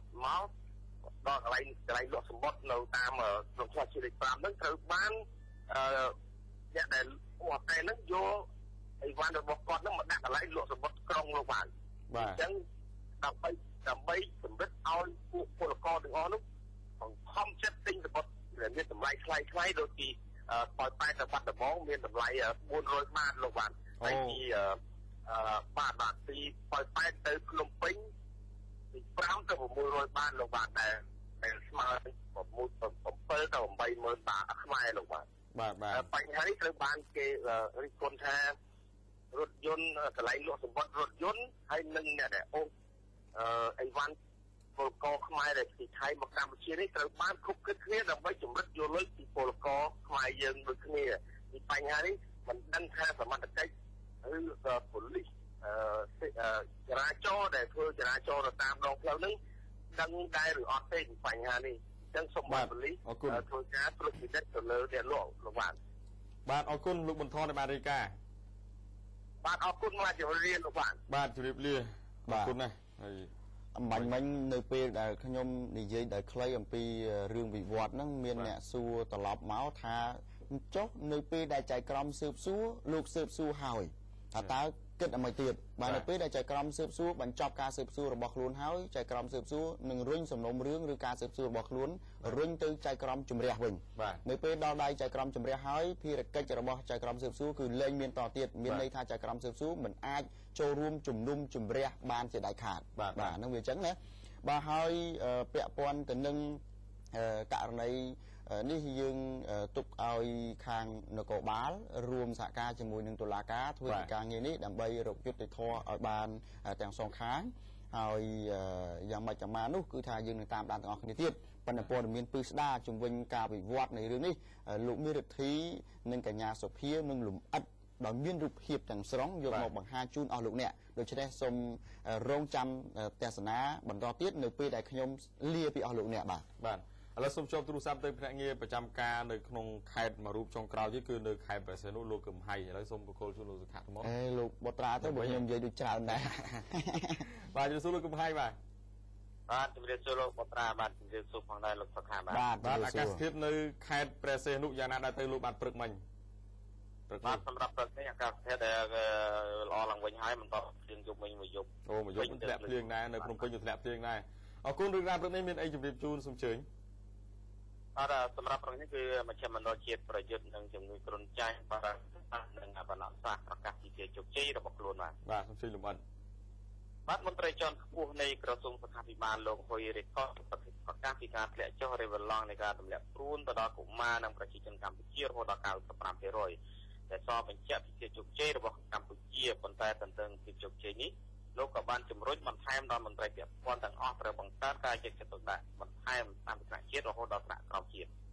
បាទថ្លែងនៅក្នុងពិធីប្រកាសបើកវគ្គសមាដាអំពីមគ្គុទ្ទេសក៍ណែនាំស្ដីអំពីការបន្តសកម្មឆ្នាំទម្លាក់ព្រួនដល់ក្រុមគោលដៅនៅប្រទេសកម្ពុជានៅថ្ងៃទី3ខែធ្នូឆ្នាំ2019 នៅសន្តាគារ Golden City ក្រុងប្រទេសលោកហុយរិកលប្រធានមជ្ឈមណ្ឌលជាតិប្រយុទ្ធនឹងជំងឺគ្រុនចាញ់បារាសេតសាស្ត្រនិងបណ្ដោះសាស្ត្រនៃក្រសួងសុខាភិបាលបានគូសបញ្ជាក់ថាកម្ពុជាគឺជាប្រទេសទី1នៅលើពិភពលោកដែលបានផ្ដល់ថ្នាំទម្លាក់ព្រួនទៀងទាត់ដល់កុមារកម្ពុជាអាយុក្រោម15ឆ្នាំរហូតដល់ 95% លើសពីនេះក្រសួងសុខាភិបាលក៏បានបង្កើននូវយន្តការថ្មីជាច្រើនបន្ថែមទៀតក្រុមគោលដៅនៅទូទាំងប្រទេសក្នុងការចែកថ្នាំទម្លាក់ព្រួននិងការពិនិត្យសុខភាពចាប់ពីកុមាររហូតដល់មនុស្សពេញវ័យអាយុ49ឆ្នាំរួមទាំងស្ត្រីមានគល់រយៈពេល4ខែផងដែរតែកត្តាទាំងនេះបានជំរុញឲ្យកម្ពុជាទទួលបានជោគជ័យយ៉ាងប្រចាំចង់លើសអ្វីដែលក្រសួងបានកំណត់ប៉ុន្តែបើទោះបីជាយ៉ាងណាក៏ដោយតាមរយៈវគ្គបណ្ដុះបណ្ដាលនេះលោកសង្ឃឹមថាមន្ត្រីគោលដៅទាំងអស់នឹងបន្តការខិតខំបន្ថែមទៀតលើអ្វីដែលកម្ពុជាទទួលបានកន្លងមកនៅក្នុងឆាកអន្តរជាតិគឺធ្វើយ៉ាងណាបង្កើតការគ្រប់ដណ្ដប់ឆ្នាំទម្លាក់ព្រួនឲ្យបាន 100% នៅទូទាំងប្រទេសគ្រប់ទីកន្លែងគ្រប់តំបន់ហើយសូមស្ដាប់คลิปសម្លេងរបស់លោកហុយរិកលបាទតទៅនេះសូមស្ដាប់នឹងការលើកឡើងរបស់លោកបន្តបាទសូមជើញ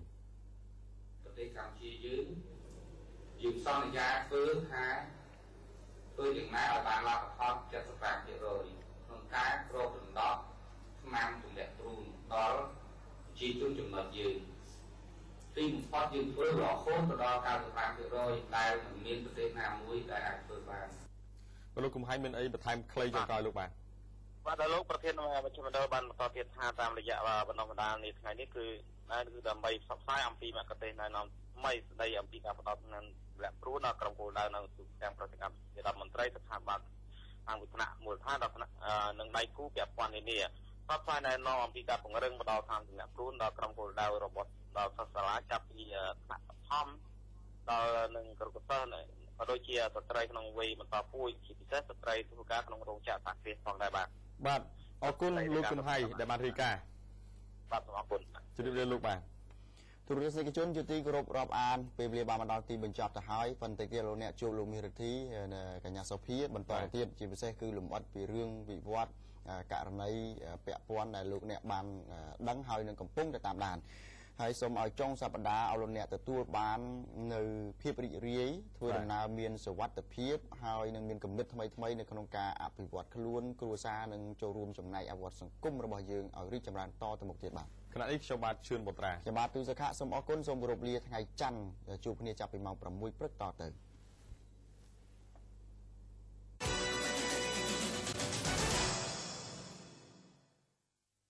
Gensberg រង្វាន់ជាខ្ញុំបាទឈ្មោះលឹមសុកលៀងរស់នៅក្នុងឃុំជីរ៉ូទី2ស្រុកត្បូងឃ្មុំខេត្តត្បូងឃ្មុំពេលខ្ញុំញ៉ាំអស់3កំប៉ុងបងពីដំបូងខ្ញុំអត់ជឿទេបងមើលលើពាក្យចាំរាមគេថាត្រូវរង្វាន់ធំតែគ្នាឯងដល់ពេលឥឡូវគឺខ្ញុំជឿពិតប្រាកដមែនព្រោះខ្ញុំអ្នកត្រូវពិតប្រាកដមែនបាទរសជាតិស្រាបៀរ Gensberg គឺមានរសជាតិស្រាលគឺញ៉ាំទៅមិនធ្វើឲ្យឈឺកមិនធ្វើឲ្យក្តៅខ្លួនពេលព្រលឹមឡើងអាចធ្វើការបានធម្មតាមិនធ្វើឲ្យរោគចិញ្ចកដែរបាទជាចុងក្រោយសូម5ផ្ញើដល់ទស្សនិកជនដែលចាអនុញ្ញាតក្រុមនឹងជម្រាបសួរប្រិយមិត្តទូរទស្សនិកជនទីគោរពនិងជាទីមេត្រីស្វាគមន៍លោកអ្នកមកកាន់កម្មវិធីហងមីព័ត៌មានពេលព្រឹកតាមពេលវេលានឹងមកដដែលបាទសូមស្វាគមន៍ប្រិយមិត្តយើងវិលមកជួបគ្នាគូទី2បាទជាមួយនឹងខ្ញុំនិងកញ្ញាសុភាចាបាទថ្ងៃនេះជាថ្ងៃចុងសប្តាហ៍របស់កម្មវិធីព័ត៌មានហងមីហើយនៅថ្ងៃច័ន្ទយើងបានវិលត្រឡប់មកជួបគ្នាវិញអញ្ចឹងត្រូវបែកគ្នា2ថ្ងៃប៉ុន្តែសម្រាប់ចុងសប្តាហ៍នេះខ្ញុំជាមួយកញ្ញាសុភានឹងចាប់ផ្ដើមព័ត៌មានពីម៉ោងនេះទៅឥឡូវនេះគឺឲ្យមុនម៉ោង8ដើម្បីឲ្យឆាប់ចប់បាទហើយព័ត៌មានតាក់ទងនឹងភាគបន្តជុំវិញនឹងកិច្ចកម្មលោកអង្ញាអឹងមេងជឺបាទខ្ញុំនឹងបន្តទៀតហើយក៏មានទូតនិកជន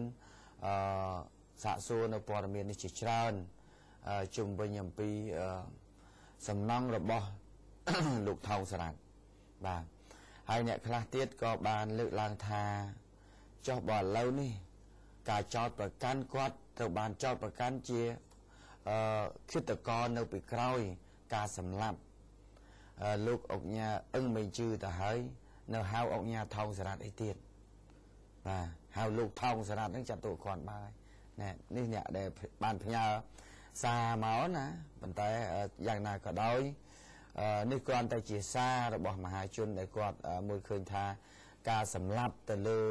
មនុស្សម្នាក់ដល់សាហាវគាត់ស្ទើរតែចង់ឲ្យប្រើភាសាអសុរោះបំផុតទៅលើបុគ្គលនោះ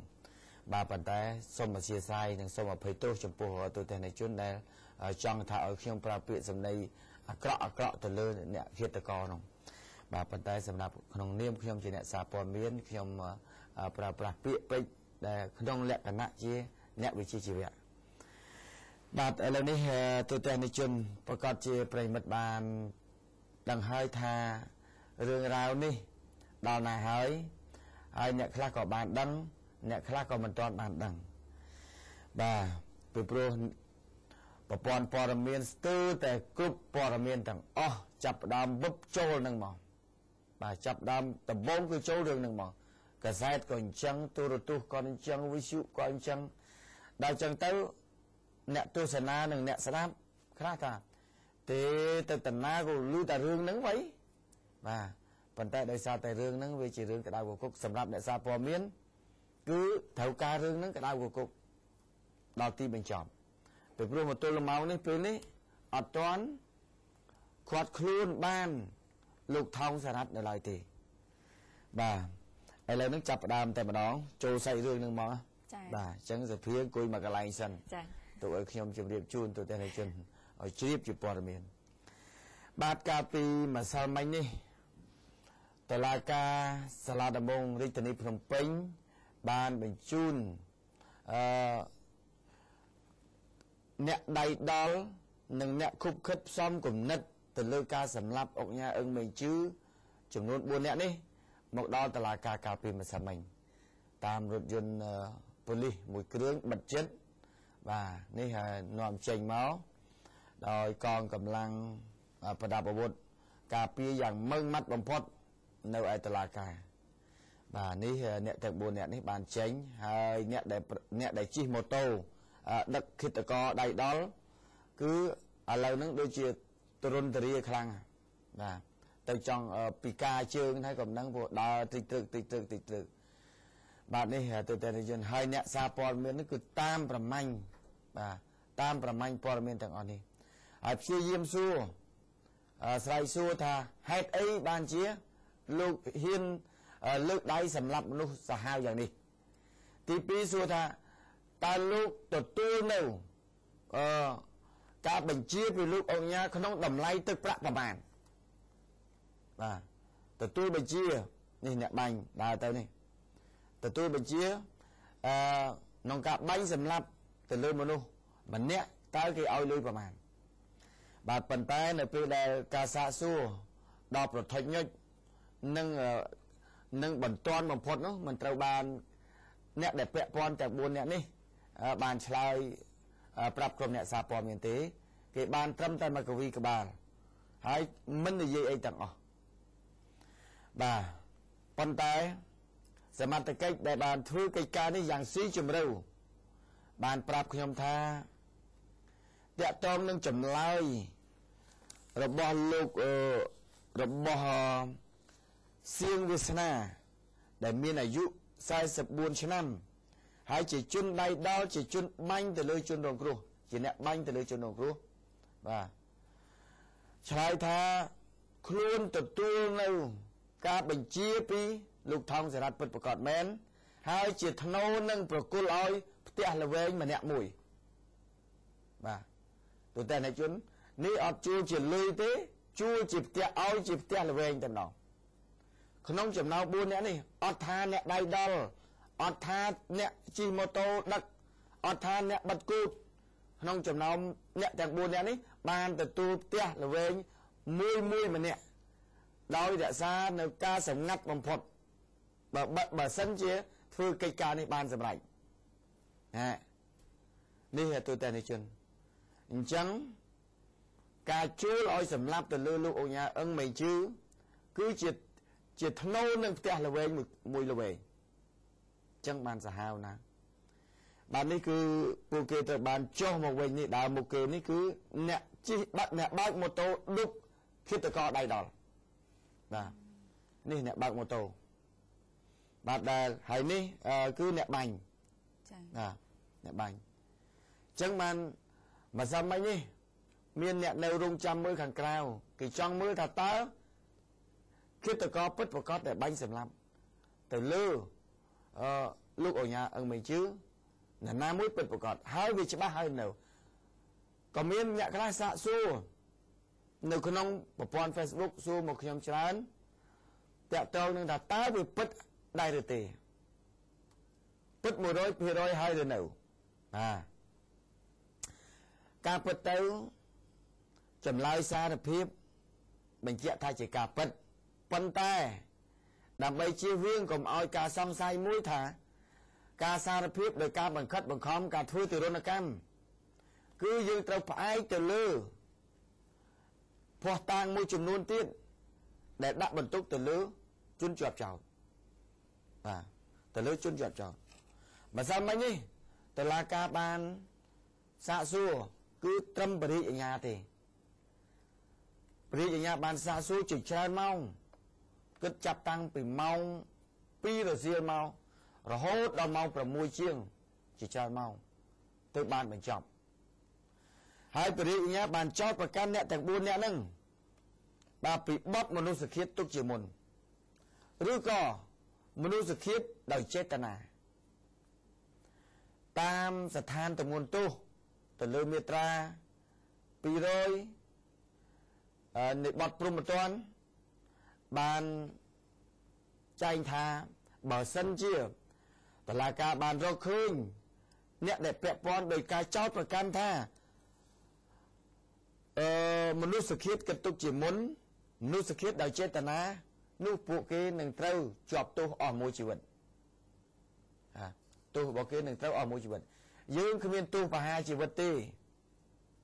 ប៉ុន្តែទោសអស់មួយជីវិតគឺមាន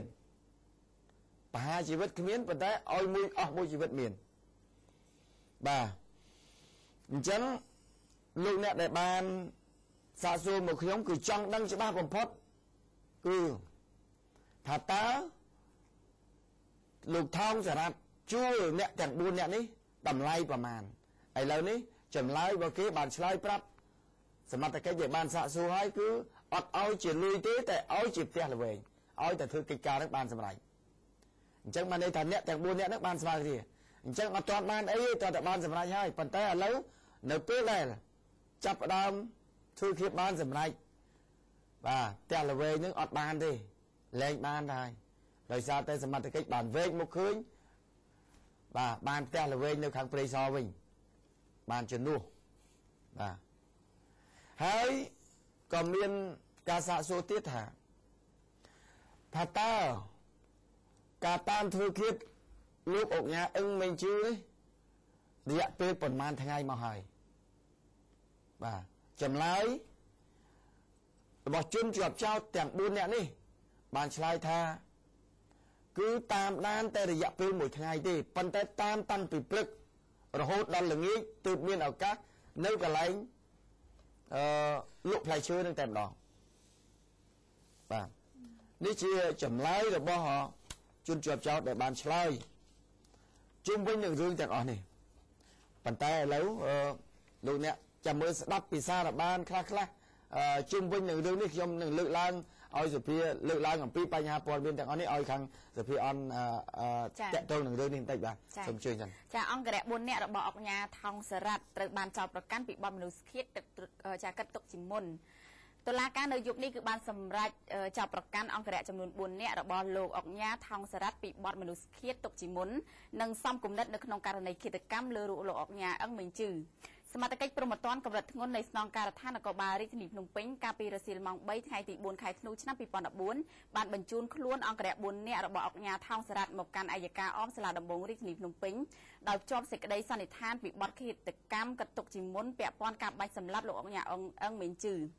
រហូតមកទល់ប្រលប់ថ្ងៃដដែលព្រះរាជអាជ្ញារងកែវសុជាតិបានសម្រេចចោទប្រកាន់ក្រុមជនសង្ស័យទាំង 4 នាក់នេះពីបទឃាតកម្មកាត់ទុកជាមុននិងសំគំនិតរួចបញ្ជូនសំណុំរឿងទៅចៅក្រមស៊ើបសួរដើម្បីចាត់ការបន្តតាមនីតិវិធី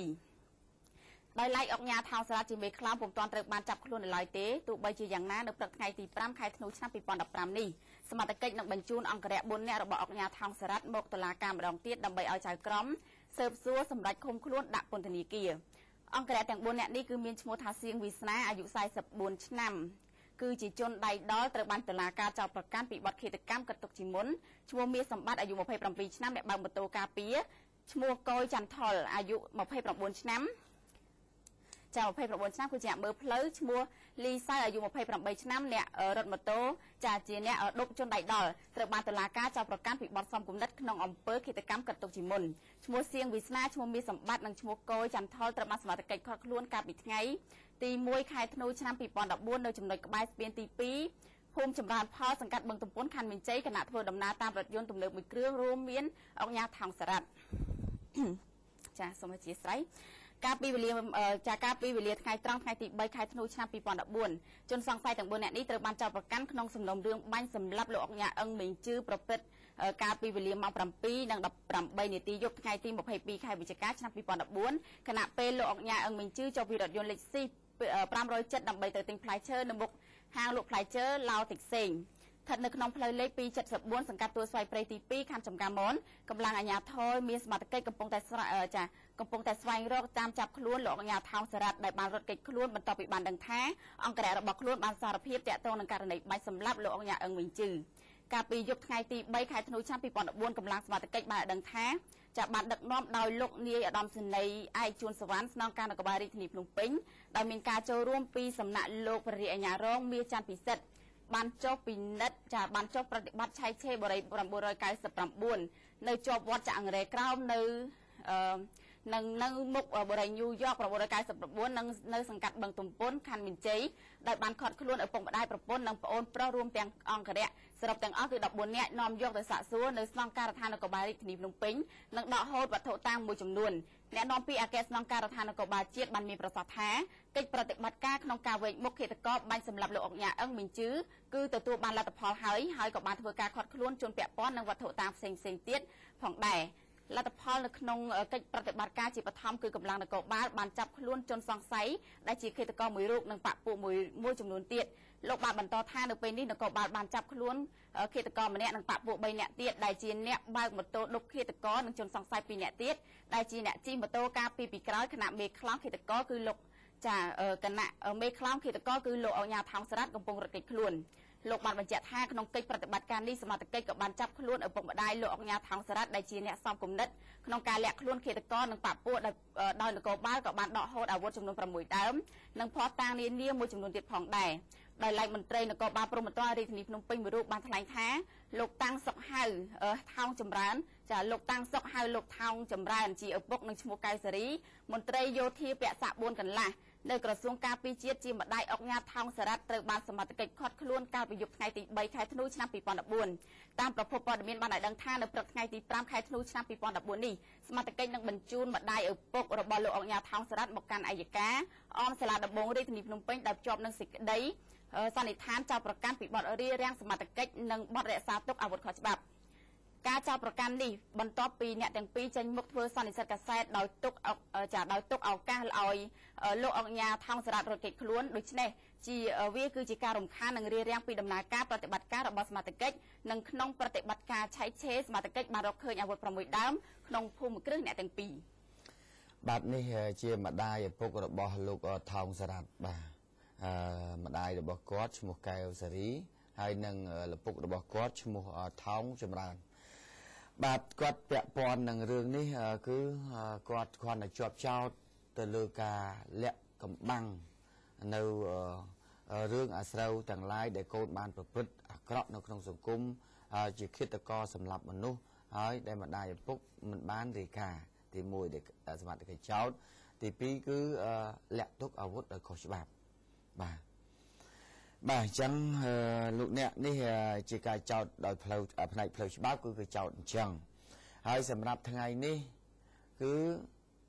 អ្នកជាប់ចោទដែលបាញ់សម្លាប់ទៅលើអុកញ៉ាអឹងមេងជឺត្រូវបញ្ជូនមកតុលាការម្ដងទៀតបាទដើម្បីឲ្យ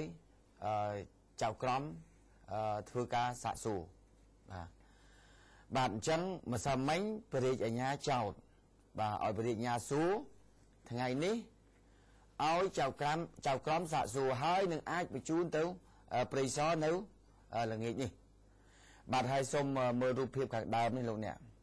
បាទខាងដើមនេះរូបភាពសៀងវាសនា សៀងវាសនានេះគឺជាខ្មាន់កំភ្លើងបាញ់ផ្ទាល់ដៃបាទហើយលីសាវនេះគឺអ្នកបើកម៉ូតូដុបខ្មាន់កំភ្លើងហ្នឹងបាទដុបឲ្យខិតតកដៃដល់ហ្នឹងនិយាយចំបាទនឹងរូបឲ្យខាងដើមហ្នឹងលោកអ្នករូបខាងមើលទៅខាងឆ្វេងដៃហ្នឹងបាទខាងឆ្វេងដៃដែលយើងមើលចំពីមុខគឺខាងឆ្វេងដៃចា៎បាទសៀងវាសនាហ្នឹងគឺអ្នកបាញ់ហើយលីសាវពាក់អាវសនេះគឺជាអ្នកបើកម៉ូតូដុបអ្នកបាញ់ហ្នឹងបាទហើយមាសសម្បត្តិនេះគឺអ្នកបើកម៉ូតូបិទគូតពីក្រោយដោយដុបជាមួយនឹងដុបភួយចន្ទថុលនេះបាទបាទគយចន្ទថុលបាទបាទអញ្ចឹងពីរអ្នកមាសសម្បត្តិហើយនឹងគយចន្ទថុលនេះគឺជាអ្នកពីរអ្នកនោះគឺជាអ្នកបិទគូតពីរអ្នកនោះបាទម្នាក់នោះជាអ្នកបាញ់អ្នកនោះជាអ្នកដឹកខ្មាន់កំភ្លើងបាទនេះលោកអ្នកឲ្យជ្រាបជាព័ត៌មានហើយឥឡូវយើងកលេចមកពីការព្រួយបារម្ភចំពោះអ្នកកំពុងតែរស់នៅបរិយ999ថាតើរឿងហ្នឹងវាជាកង្វល់របស់ពួកគាត់កំពុងតែរស់នៅដែរឬទេនៅពេលដែលគាត់បានទិញផ្ទះបរិយរបស់លោកថោងសណាតពួកបរិយរបស់គាត់មានច្រើនចា៎បាទប៉ុន្តែអ្នកដែលព្រួយនោះគឺព្រួយត្រង់ថាអ្នកដែលទិញឲ្យលុយដាច់ទៅហើយវាអត់ចោលទេបាទអត់មានណារត់ណាទៅរឹបអូសនេះគាត់វិញទេមិនចឹងណាចា៎នោះឥឡូវនោះអ្នកដែលបារម្ភនោះគឺបរិយខ្លះរបស់គាត់កំពុងតែសាងសង់ហើយមានអ្នកខ្លះបានកក់រួចទៅហើយអូចា៎អ្នកខ្លះបាននៅទៅហើយប៉ុន្តែបងអត់ទាន់ដាច់ណាអញ្ចឹងវាខ្លាចសមត្ថកិច្ចឲ្យគាត់ស្រាវជ្រាវឬតុលាការផ្លូវច្បាប់ផ្នែកផ្លូវច្បាប់មិនតែរឹបអូមិនគាត់ខ្លាចអញ្ចឹងហើយខ្ញុំតាក់ទងនឹងរឿងនេះដោយសារវាបញ្ហាផ្នែកផ្លូវច្បាប់ខ្ញុំត្រូវជួបជាមួយនឹងក្រុមអ្នកច្បាប់ដើម្បីឲ្យគាត់បញ្យល់ប្រហែលជាអាចផ្ទះល្វែងខ្លះខាងរដ្ឋាភិបាលគាត់មើលឃើញថាពីការសាងសង់ចឹងទៅពាក់ព័ន្ធអីទៅរឹបអូសរបៀបយ៉ាងម៉េចយើងអត់យល់ដែរតែតាក់ទងបញ្ហាទាំងអស់នេះប៉ុន្តែអ្នកដែលបានរស់នៅដែលបានទិញបានកក់ហើយបង់រំលោះអត់ទាន់ចប់ដូចជាមិនពាក់ព័ន្ធទេខ្ញុំមិនសិនល្ងាចមិញនេះបានជួបក្រុមអ្នកច្បាប់ខ្លះដែរប៉ុន្តែគាត់មិនហ៊ាននិយាយបាទតែគាត់ថាចាំមើលជជែកជាមួយនឹងក្រុមអ្នកច្បាប់ផ្សេងទៀតព្រោះយើងនិយាយអានេះដូចជាការវិភាគគិតទុកជាមុនវាកុំឲ្យអ្នកដែលរស់នៅក្នុងបរិយនេះគាត់ភ័យចាព្រួយបារម្ភបាទពីព្រោះអ្នកនៅក្នុងបរិយអត់មានទោសទេចាបាទគាត់ទៅទិញផ្ទះមានលុយត្រឹមត្រូវមិនមែនទៅទិញលុយពីឃាតករទៅទិញផ្ទះពីឃាតករណាគាត់ណាទៅដឹងបាទរឿងរបស់គាត់ផ្ទាល់ខ្លួនរឿងរបស់បុគ្គលម្ចាស់បរិយប៉ុន្តែឥឡូវដែលពួកគាត់ពិបាកនឹងកាត់ទៅបង់ថែមទៀតនោះគឺកូនក៏ជាប់ពាក់ព័ន្ធអង្គរៈក៏ជាប់ពាក់ព័ន្ធហើយម្ដាយឪពុកក៏ជាប់អស់បានបាទអស់បានអញ្ចឹងចោះទ្របអចលនទ្របនេះនឹងត្រូវយ៉ាងម៉េចសម្រាប់ដែលអ្នករស់នៅនោះបាទអញ្ចឹងប្រហែលជាដូចជាមិនទាន់មានការពន្យល់ជុំវិញនឹងរឿងទាំងអស់នេះទេទូទាំងអ្នកជនចាំច្បាស់ជាលក្ខណៈមួយខ្ញុំនឹងជម្រាបជូនចំពោះអចលនទ្រព្យទាំងនេះថាតើវាពាក់ព័ន្ធអីខ្លះកម្រិតណាផ្លូវច្បាប់ដែលពាក់ព័ន្ធក្នុងបទល្មើសហ្នឹងបាទអញ្ចឹងខ្ញុំជឿជាក់ថាប្រកាសជាប្រិមិត្តដែលកំពុងទស្សនានេះនឹងអាចផ្ញើសារខ្លះជាទស្សនៈបាទមិនមែនជាផ្លូវការទេទូទាំងអ្នកជនតែជាទស្សនៈអ្នកច្បាប់ព្រោះមានអ្នកច្បាប់កំពុងទស្សនាមានអ្នកយល់ដឹងអំពីសង្គមទូទៅក៏គាត់កំពុងទស្សនា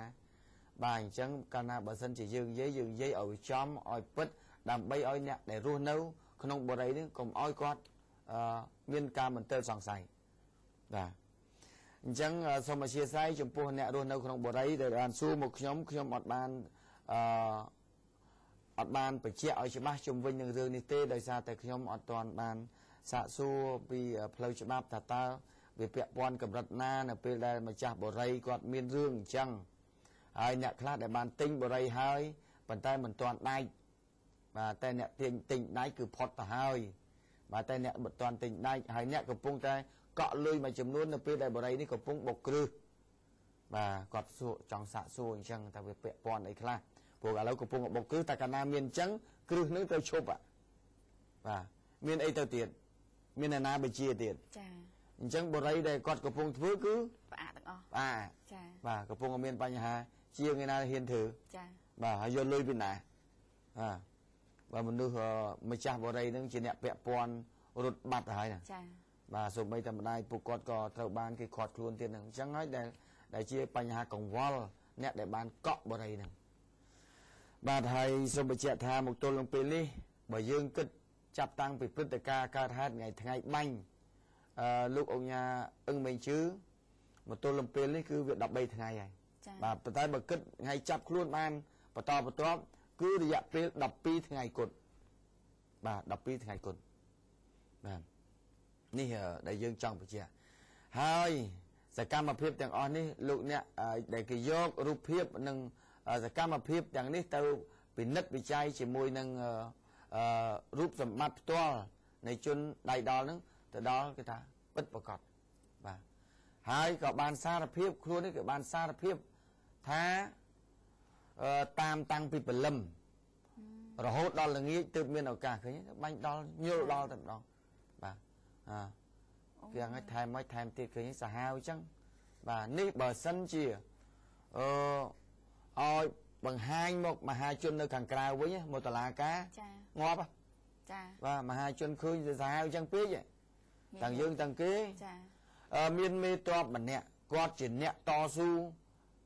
សង្គ្រាមមកទល់ពេលនេះគាត់ជាអ្នកជើងខ្លាំងផងខាងសង្គ្រាមចា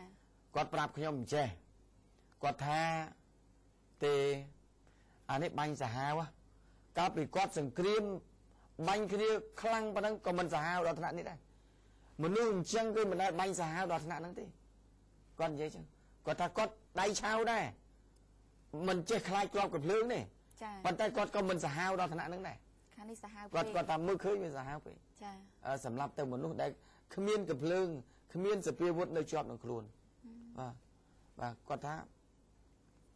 គាត់និយាយប្រាប់ខ្ញុំបាច់ចាំប្រាប់ឈ្មោះតែគាត់ថាគាត់មើលឃើញរូបភាពនេះគាត់ថាសាហាវហួសហើយរហូតដល់គាត់ប្រើពាក្យថាបើសិនជាចាប់បានចំអញ្ចឹងឲ្យវាមើលរូបភាពអញ្ចឹងប្រឡែងឲ្យប្រជាពលរដ្ឋហ្មង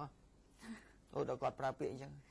ប្រឡែងហ្មងទៅវាមើលទៅវាឃើញឈឺចាប់ពេកចាបាទឈឺចាប់ពេកទាំងយើងទាំងគេពេលដែលឃើញសាហាវអញ្ចឹងពេកអញ្ចឹងបានលោកថោងសារ៉ាត់ដែលបាននិយាយខ្លួនឯងនៅពេលទៅដល់ស្នងការនៅលើលោកនេះកម្ពុជាពិតជាមានមែនយូរហើយនឹងចាំបាទនេះដែលគាត់និយាយខ្លួនឯងនៅពេលដែលសមត្ថកិច្ចមិនទាន់បានរកឃើញភ័ស្តុតាងដើម្បីឃាត់ខ្លួនគាត់ចាអញ្ចឹងហើយបានសំណួរដែលសួរថាចុះនៅពេលដែលហៅថោងសារ៉ាត់ទៅនោះហើយមិនក៏មិនព្រមឃាត់យកទុកនឹងតែម្ដងទៅដោយសារតែសមត្ថកិច្ចគាត់អត់ទាន់មានភ័ស្តុតាងគ្រប់គ្រាន់អត់ទាន់មានភ័ស្តុតាងគ្រប់គ្រាន់ចម្លើយខាងនោះក៏មិនទាន់សារភាពចាបាទហើយឯកសារក៏មិនទាន់គ្រប់អញ្ចឹងគាត់នៅមកសាកសួរមួយចំនួនអញ្ចឹងមកក៏ឲ្យគាត់ទៅវិញប៉ុន្តែដោយសារខាងអង្គរៈគាត់មានភ័ស្តុតាងខ្លះជាដូចជាអាវដូចជាអាវុធមកប្រៀបធៀបអីចឹងមកវាប្រហាក់ប្រហែល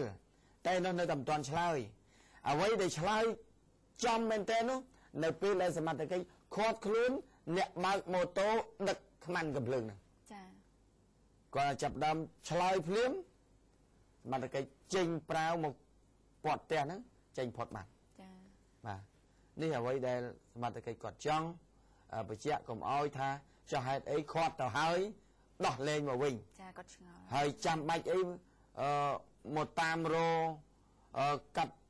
នៅច្រកមួយទៅច្រកមួយបាទមិនសមនេះសមត្ថកិច្ចគាត់បានដាក់កម្លាំងនៅគ្រប់គោលដៅមិនត្រឹមតែគោលដៅនៅតំបន់ទីតាំងរបស់លោកថោងសារ៉ាត់មានទេបើសមនេះពេលថ្ងៃកម្លាំងតឡោមពាត់នៅផ្ទះរបស់គាត់នៅឯខាងក្រុងតាខ្មៅនៅជិតស្អាងចា៎មកកន្លែងបាទគឺផ្ទះរបស់គាត់នៅក្នុងមួយបាទប៉ុន្តែអត់មានឃើញអីទេ ហើយនៅចាក់រេក្រៅ1 2ហើយនឹងនៅថ្នោតជ្រុំទី1ទៀត3នៅកន្លែងសាច់ប៉ាតេជាប់លូទឹកស្អុយមួយទៀត4ចាអត់ឃើញបាទនឹង4ទីតាំងដែលធំខ្ញុំស្គាល់តែ4ទីតាំងធំទេតែកន្លែងផ្សេងទៀតមិនដឹងចេតនាទៀតយើងអត់ចាំអស់ទេចាបាទប៉ុន្តែគាត់កំពុងតែសាងសង់មួយទៀតនៅជិតពេទ្យរុស្ស៊ីបុកគ្រឹះខុនដូចាបាទកំពុងតែបុកគ្រឹះបាទនឹងរបស់គាត់ដែរឥឡូវកែនឹងអស់បាទអញ្ចឹងឥឡូវនេះមិនដឹងយ៉ាងម៉េចទេបើធ្វើវាជាប់អញ្ចឹងទៅហើយបានរស់ស៊ីធំដុំប៉ុណ្ណឹងទៅហើយនឹងទៅចង់ធ្វើស្អីអញ្ចឹងលោកអើយបើថាវាអត់អីស៊ីសោះទៅជាតែថៃគិតដើរប្លន់ដើរអីបាទប៉ុន្តែចូលមានផ្ទះរាប់ផ្លេចចាចំនួនលុយរកកន្លែងដាក់គ្មានចាបាទសំបីតែម្ដាយរបស់គាត់មកសន្និសិទទៅពាក់មាសឲ្យឡើងជ្រែកបាទអ្នកណាថាក្រសុំចាញ់ហ្មងបាទអញ្ចឹងទេប៉ុណ្ណឹងហើយមិនដឹងជាចង់បានអីណាបាទហើយអញ្ចឹងបានគេនិយាយចេះគេថាមនុស្សយើងមហិច្ឆតាអត់ដែលគ្រប់ទេចាការចង់បានមិនដែលមានទីបញ្ចប់ទេមិនស្កប់ស្កល់បាទមាននេះចង់បានមាននោះចង់បាននេះបាទអញ្ចឹងបានគេលើកឧទាហរណ៍ប៉ុន្តែចង់បានគឺចង់ចោះប៉ុន្តែកុំឲ្យតែចង់បានលុបលុនលើរបស់គេកុំឲ្យតែចង់បានរបស់គេបើចង់បានដោយកាយរកស៊ីដោយញើសឈាមខ្លួនឯងសាគមបាទយើងទៅទទួលស្គាល់អញ្ចឹងបានគេថានោះយើងខ្លះថានៅពេលដែលចាប់ដើមអត់មានអីជិះដើរទៅកន្លែងណាយើងទៅដើរទៅជួបគ្នាពីមុនស្ដើរនៅស្រុកខ្ញុំស្ដើរដី5គីឡូ10គីឡូឲ្យដើរទៅជួបគ្នាភូមិមួយទៅភូមិមួយនៅពេលដែលដើរគិតខ្លួនឯងថាបើសិនជាមានកង់អីធាក់អីចឹងទៅតែមិនតិចដល់បានចាបើមានកង់ចង់បានកង់នៅពេលដែលបានកង់ហើយចាប់តែនឹកគិតបើសិនជាបានម៉ូតូដេតែបន្តិចឬក៏ធាក់តែបន្តិចឆេះតែម្ដងដាក់ជើងទៅប្រុយកាច់ជាកូនវឹងលឿនជាងមុនបាទមិនបាច់ចាំធាក់ទេវឹងដល់ពេលបានម៉ូតូគិតថាបើបានឡានវិញបានឡានវិញកាន់តែជាកោតមានដបូលមានអីភ្លៀងអត់ទៅទឹកទៀតកាន់ទៅវឹងទៅទៀតហើយមានកូនអីដឹកនឹងទៀតដល់ពេលចាប់ដើមមានឡានហើយគេថាវាស្ទះចរាចរណ៍ពេកតាំងបើមានអេលីកូមួយបាទហើយស្ទះអញ្ចឹងអញវឹងខាងលើមានប៉ះណាយបន្តិចយល់ទេជាបានចង់បានបន្តប៉ុន្តែយ៉ាងណាក៏ដោយមនុស្សយើងគេថាចង់បានប៉ុន្តែក៏មានគេចង់បានដែរប៉ុន្តែមិនមែនចង់បានរបស់អ្នកដទៃទេចា៎បាទចង់បានដោយញើសឈាមខ្លួនឯងបាទនេះហើយទៅតែនៅជនរឿងរាវតកតងនឹងរឿងថោងសារ៉ាត់ហ្នឹងគឺប៉ុណ្ណឹងចោះបាទមកទល់នឹងពេលនេះមិនទាន់សមត្ថកិច្ចខាត់ខ្លួនគាត់បាននៅឡើយទេហើយសមត្ថកិច្ចកំពុងតែដាក់កម្លាំងប្រចាំនៅគ្រប់គោលដៅរហូតដល់តាមច្រកព្រំដែននីមួយៗផងចាំស្ទាក់ខ្លាចថាថោងសារ៉ាត់ចេញទៅក្រៅប្រទេសបាទអរគុណទៅតែនៅជនឥឡូវនេះសូមពេលសម្រាប់បន្តិចសិនបាទតិចទៀតយើងវិលមកជួបគ្នាបន្ត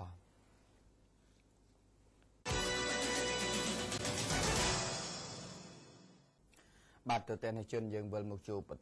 គ្នាបន្តទៀតបាទបាទមាន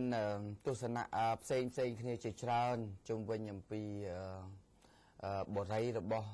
លោកថោងសារ៉ាត់បាទហើយអ្នកនៅកពតនៅកែបមិញនេះនៅកំពង់ចាមគាត់ថាសូមឲ្យអ្នកសារព័ត៌មានឈប់ប្រើពាក្យអង្គញាទៅចា៎ព្រោះឈ្មោះងារជាអង្គញានេះក៏ត្រូវបានព្រះមហាក្សត្រដកហូតចេញវិញដែរហើយទី2ទៀតហៅអង្គញាណាដល់ណាទៀតបើជាឃាតករអីហ្នឹងចា៎បាទឬក៏ហៅអង្គញាឃាតករហ្មងទៅគាត់ថាចេះបាទនេះជាទស្សនៈរបស់អ្នកទស្សនាទូទាំងជនណាបាទសម្រាប់ខ្ញុំគឺខ្ញុំនិយាយតែជាចរិតជាអ្នកសារព័ត៌មានទេបាទចឹងទេតកតងនឹងទស្សនៈរបស់បងប្អូនគាត់នៅខាងក្រៅដោយសារតែគាត់ខឹងខ្លាំងពេកគាត់ក៏ប្រើពាក្យអញ្ចឹងទៅបាទហើយជុំវិញអំពីអចលនទ្រព្យឬនិយាយឲ្យចំទ្រព្យរបស់លោកថោងសារ៉ាត់ដូចជាបរិយដូចជាខុនដូបាទដែលគាត់កំពុងតែធ្វើការវិនិយោគនៅក្នុង ស្រុកនេះតាមពិតទៅយើងសប្បាយរីករាយទៅវិញទេនៅពេលដែលឃើញគាត់ជាអ្នកមានលុយគាត់ធ្វើខុនដូគាត់ធ្វើផ្ទះល្វែងគាត់ធ្វើបុរីព្រោះប្រទេសយើងកំពុងតែអភិវឌ្ឍវាត្រូវការអញ្ចឹងប៉ុន្តែនៅពេលដែលកោតសរសើរគាត់ពីការធ្វើផ្ទះល្វែងធ្វើខុនដូប៉ុន្តែវាទៅជាមានគំនិតខ្មៅសម្រាប់មនុស្សទៅវិញបាទហើយសាររបស់ប្រិមិត្តរបស់យើងដែលបានផ្ញើមកខ្ញុំលើកយកសារនេះមួយដែលសារនេះហាក់បីដូចជាផ្នែកយល់ដឹងអំពីផ្នែកផ្លូវច្បាប់ហើយក៏សូមអរគុណប្រិមិត្តដែលបានបង្ហាញបញ្ចេញជាទស្សនៈរបស់គាត់ដាក់មកអញ្ចេះទៅទាំងជនតើយើងគិតទាំងអស់គ្នាមិនមែនថាអានេះជាផ្លូវច្បាប់នេះជាផ្លូវការទេគ្រាន់តែជួយផ្ដល់មតិយោបល់និងទស្សនៈតើយល់យ៉ាងម៉េចនៅក្នុងសារនេះគាត់ដាក់អញ្ចេះបើយោងទៅលើការចោទប្រកាន់ទៅលើអ្នកទាំង4អ្នកដែលពាក់ព័ន្ធថាធ្វើឃាតទៅលើលោកអង្គញាអឹងមេងជឺអញ្ចឹងបើយោងទៅលើបទចោទមនុស្សឃាតគិតទុកជាមុននោះមិនមានការរឹបអូសទ្រព្យសម្បត្តិអ្វីទេបាទនឹងបើសិនជាមានការចោទប្រកាន់ទៅលើពីបទមនុស្សឃាតគិតទុកជាមុនគឺมันអាចរឹបអូសទ្រព្យសម្បត្តិអ្វីទេតែអាចខាត់ខ្លះទុកធានាសំណងរដ្ឋវិន័យប៉ុណ្ណោះបាទតែអាចខាត់ខ្លះបាទខាត់ទុកធានាសំណងប៉ុណ្ណោះតែបើជាប់ពីបទលាងលុយកខ្វក់មួយទៀតនោះទ្រព្យសម្បត្តិត្រូវតែរឹបអូសបានន័យថាលាងលុយកខ្វក់គាត់យាងលុយកខ្វក់នោះយកលុយកខ្វក់នោះមកសាងសង់ចាអញ្ចឹងទ្រព្យនោះត្រូវតែរឹបអូសទាំងអស់បាទនេះផ្លូវច្បាប់គាត់លើកឡើងអញ្ចឹងហើយបទលាងលុយកខ្វក់អាចកើតពីបទជួញដូរគ្រឿងញៀនឬបទពុករលួយជាដើមទ្រព្យដែលបានមកពីបទនោះយកទៅបង្កើតរបបខ្លួនឯងផ្ទាល់ហើយយកលុយកខ្វក់ទៅប្រើប្រាស់នោះនឹងត្រូវរឹបអូសទ្រព្យសម្បត្តិនោះយ៉ាងពិតប្រាកដការរឹបអូសទ្រព្យសម្បត្តិខាងលើគឺរឹបអូសតែទ្រព្យរបស់ជនជាប់ចោតប៉ុណ្ណោះមិនពាក់ព័ន្ធទ្រព្យអ្នកផ្សេងទេអរគុណណាស់នេះជាទស្សនៈមួយដែលលោកអ្នកគួរពិចារណាទាំងអស់គ្នាហើយនឹងអ្នកដែលនៅបរិយនោះក៏គាត់ត្រូវដឹងខ្លះដែរណាអញ្ចឹងលោកអ្នកជ្រាបណាបើសិនជាត្រឹមតែបត់ចោលតើមនុស្សឃាតគិតទឹកជាមុនសម្រាប់មនុស្សវាមិនពាក់ព័ន្ធនឹងការទ្រព្យដកហូតទ្រព្យសម្បត្តិទេអត់ពាក់ព័ន្ធដកហូតទ្រព្យសម្បត្តិទេដោយសារអីដោយសារទ្រព្យសម្បត្តិដែលគាត់បានធ្វើទាំងអស់នោះគឺជាលុយគាត់រកស៊ីចា៎បាទមិនមែនជាលុយគាត់លួចប្លន់គេមិនមែនជាលុយបត់ល្មើសខ្មៅនៅក្នុងសង្គមតែបើសិនជាទ្រព្យនោះជាទ្រព្យលាងលុយកខ្វក់ទ្រព្យនោះជាទ្រព្យដែលបានមកដោយសង្គមងឹតនោះទ្រព្យបរិយអចលនទ្រព្យរបស់គាត់នឹងត្រូវរឹបអូសនេះបើសិនជាគេរកឃើញអានោះទៀតតែបើថារកឃើញតែរឿងថាសម្លាប់មនុស្សទេធ្វើឃាតទុកជាមុនហ្នឹងហើយធ្វើឃាតទុកជាមុនទេអាហ្នឹងมันពាក់ព័ន្ធនឹងការដកហូតទ្រព្យសម្បត្តិនោះទេបាទប៉ុន្តែដកហូតខ្លះដើម្បីជាសំណងដកហូតខ្លះដើម្បីជាសំណងតែដកហូតនោះជារបស់បុគ្គលមិនមែនរបស់អ្នកផ្សេងដែលបានទិញទៅហើយដែរចា៎បាទទោះបីប្រជាពលរដ្ឋរបស់យើងបានទិញបរិយនោះក៏ដករបស់លោកថោងសារ៉ាត់ក៏ដោយប៉ុន្តែអានោះជាទ្រព្យអ្នកផ្សេងហើយតែទ្រព្យបុគ្គលដែលរបស់ខ្លួនឯងមិនទាន់លក់ឲ្យណានោះគឺត្រូវរឹបអូសដើម្បីជាសំណងបាទនេះចង់ជម្រាបជូនប៉ុណ្ណឹងដោយសារប្រិយមិត្តយើងผ่านផ្ញើសារមកផ្ដល់ជាទស្សនៈព្រោះអ្នកនៅបរិយនោះគាត់ភ័យចា៎បាទហើយក៏សូមជម្រាបជូនចេះដែរណាបងប្អូនប្រជាពលរដ្ឋខ្មែរយើងជនរួមជាតិជាជនជាតិខ្មែរ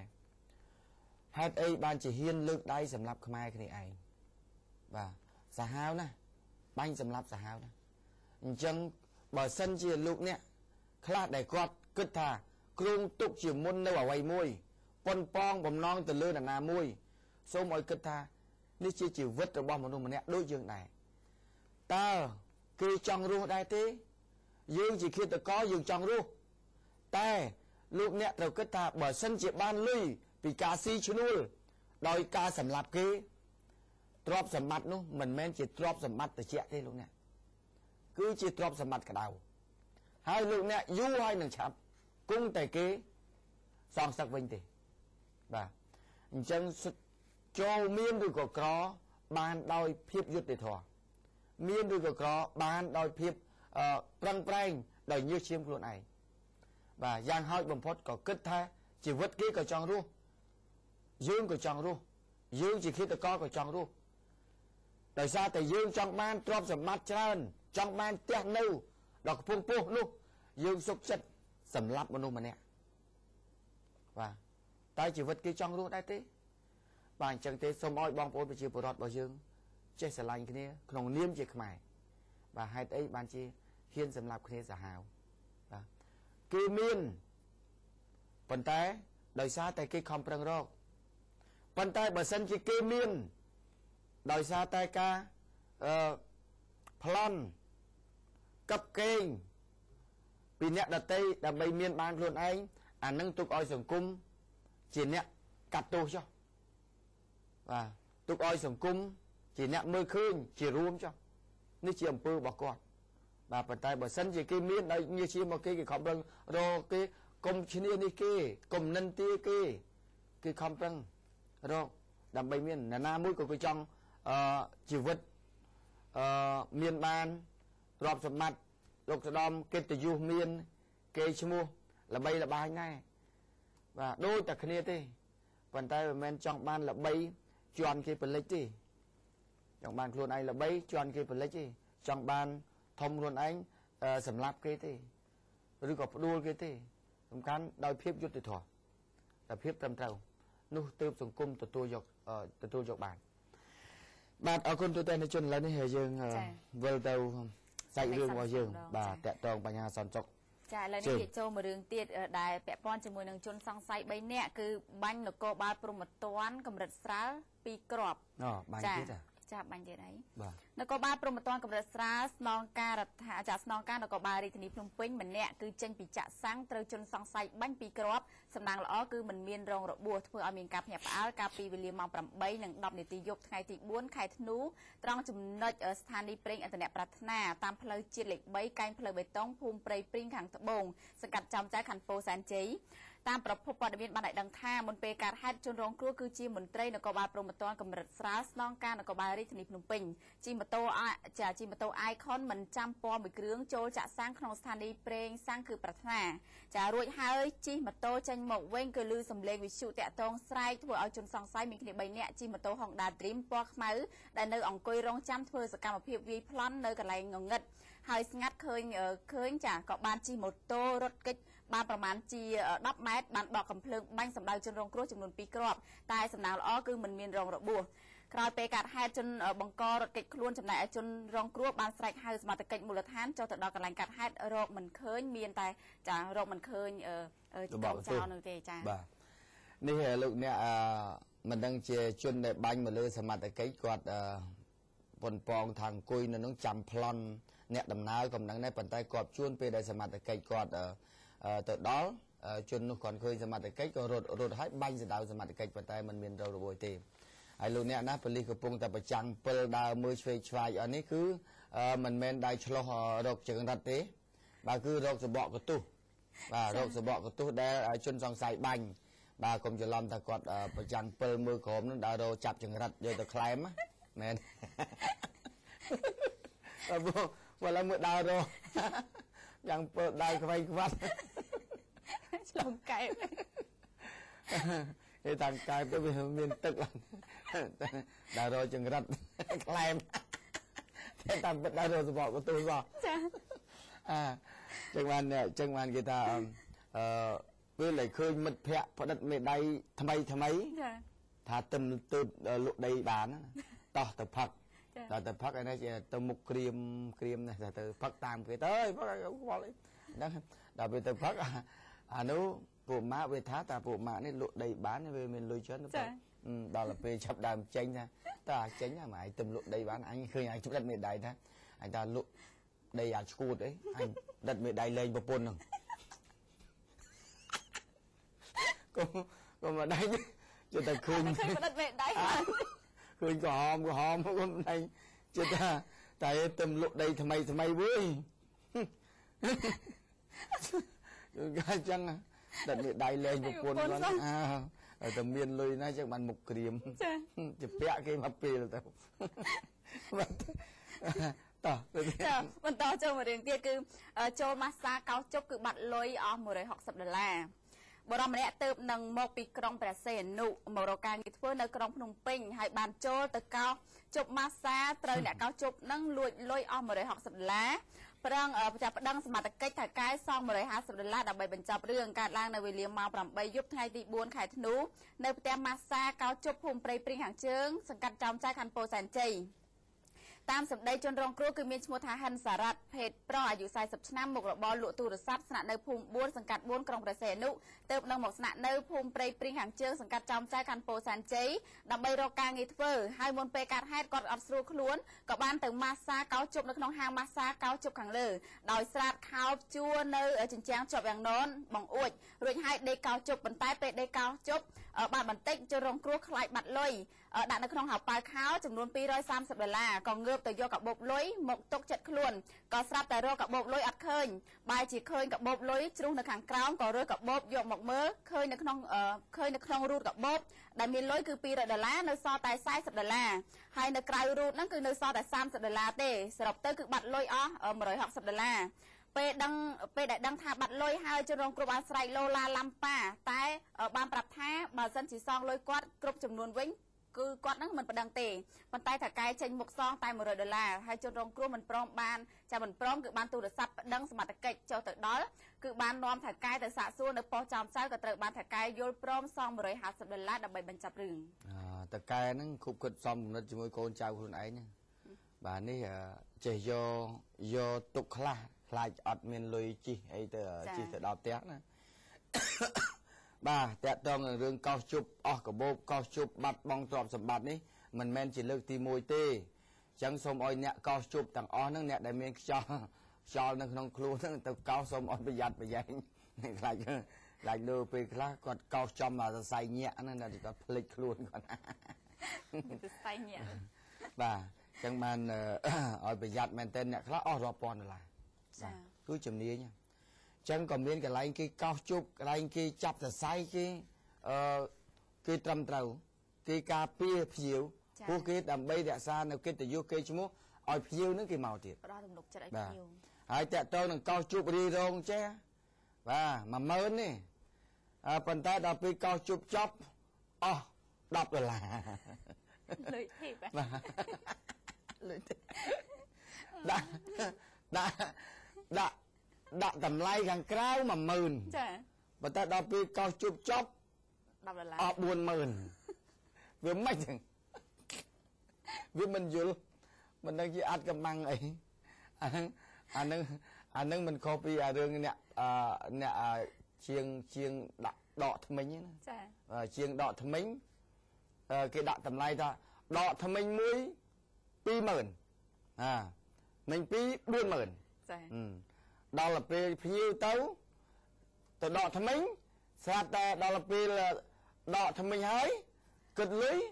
លេខពួយគិត$20 80000ណាចឹងហើយ80000អញ្ចឹងមើលថ្មិញមួយ20000ចាថ្មិញ2 40000ចាដល់ពេលចាប់ដើមគាត់ដកថ្មិញ2ចាបាទដកថ្មិញ2ដល់ពេលចាប់ដើមគិតលុយអស់$20អស់80000បាទអញ្ចឹងគាត់ក៏សួរថាហេតុអីបានជាដាក់យីហោតម្លៃប៉ុណ្ណឹងរួចហើយបែរជាអ្នកឯងយកអញ្ចឹងប្តឹងប្រដល់ប៉ូលីសចាដល់ប៉ូលីសមកសួរតាក់ទងរឿងហ្នឹងមិនលោកឯងដាក់យីហោអញ្ចឹងលោកឯងនៅតែយកគេអញ្ចឹងនេះយីហោនេះដល់អញ្ចឹងបានពេទ្យថ្មិញគាត់ប្រាប់ថាអត់ខុសទេដោយសារទី1គាត់ដកតម្លៃប៉ុណ្ណឹងមែនពិតប្រាកដថ្មិញមួយ20000មិញ2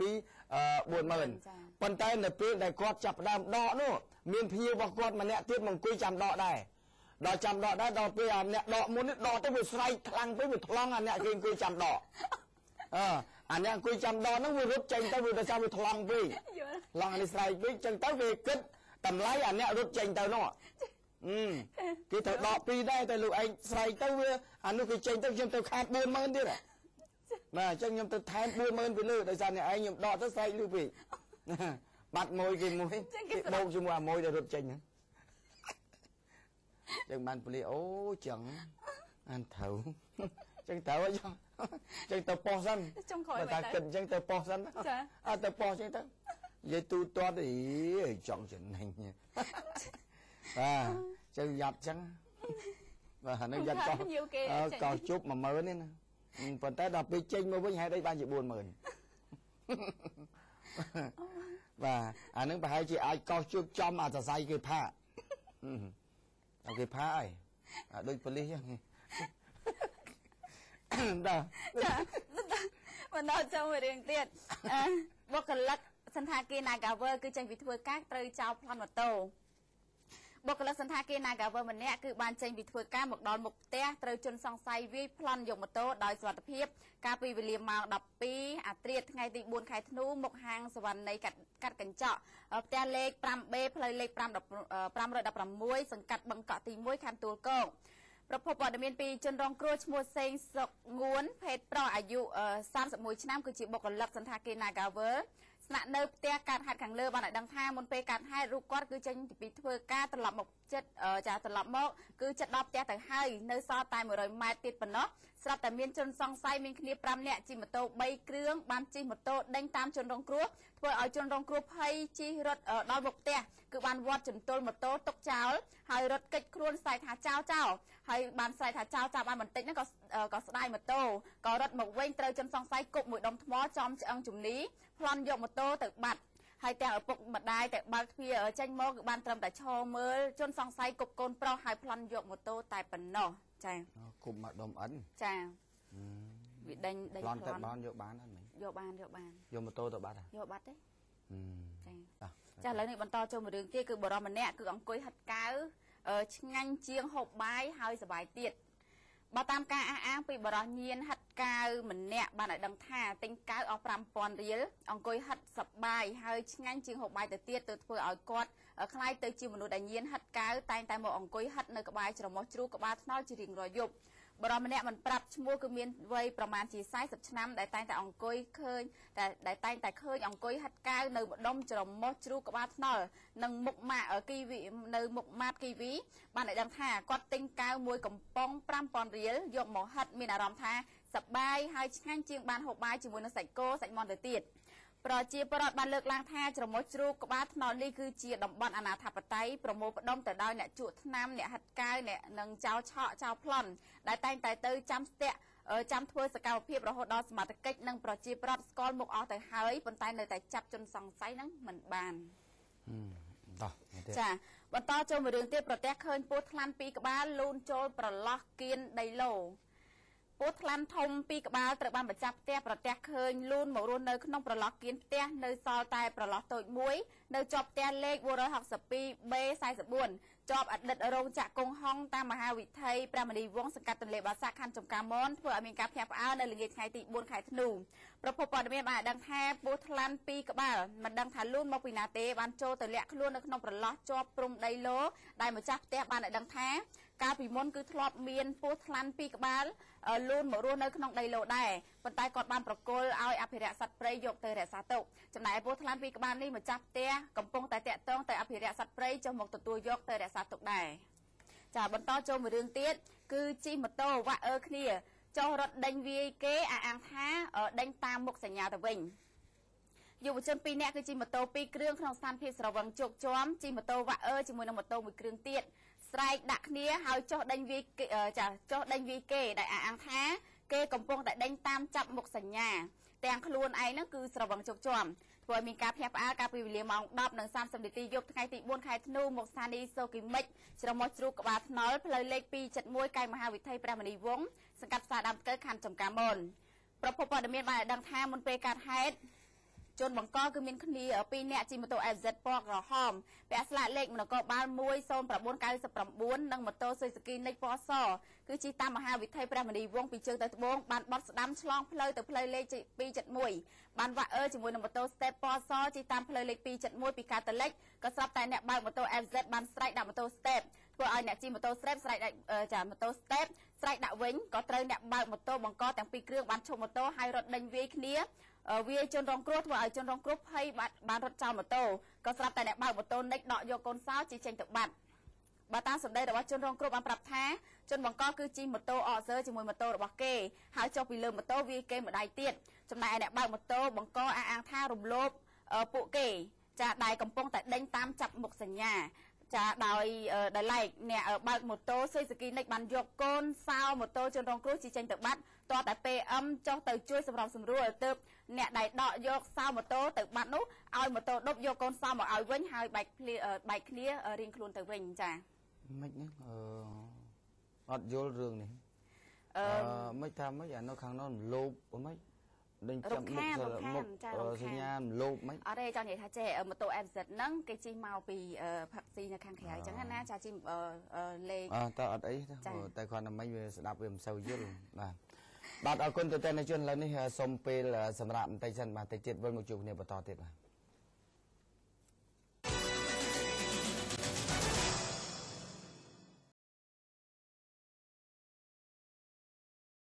យើងវិលមកជួបគ្នាបន្តទៀតប្រិមិត្តបាទម្សិលមិញរឿងមួយដែលថារឿងប្តីសម្លាប់ប្រពន្ធកាប់ប្រពន្ធដោយសារតែសុំលុយប្រពន្ធ10000ទៅលេងបៀអញ្ចឹងប្រពន្ធក៏បានស្លាប់ទៅនៅខាងស្អាងបាទកោះធំនៅខាងកោះធំបាទម្សិលមិញចាបាទប៉ុន្តែឥឡូវនេះខ្ញុំទទួលបានព័ត៌មានពីខាងសមត្ថកិច្ចនៅនោះគាត់ផ្ញើ WhatsApp មកខ្ញុំគាត់ថាជម្រាបជូនដល់លោកធីព័ត៌មានបន្ថែមផងប្តីដែលសម្លាប់ប្រពន្ធកាលពីម្សិលមិញនោះឥឡូវនេះប្តីនឹងចងកសម្លាប់ខ្លួនឯងបាត់ហើយបាទឥឡូវនឹងសម្លាប់ខ្លួនឯងបាត់ហើយចាបាទរត់គេច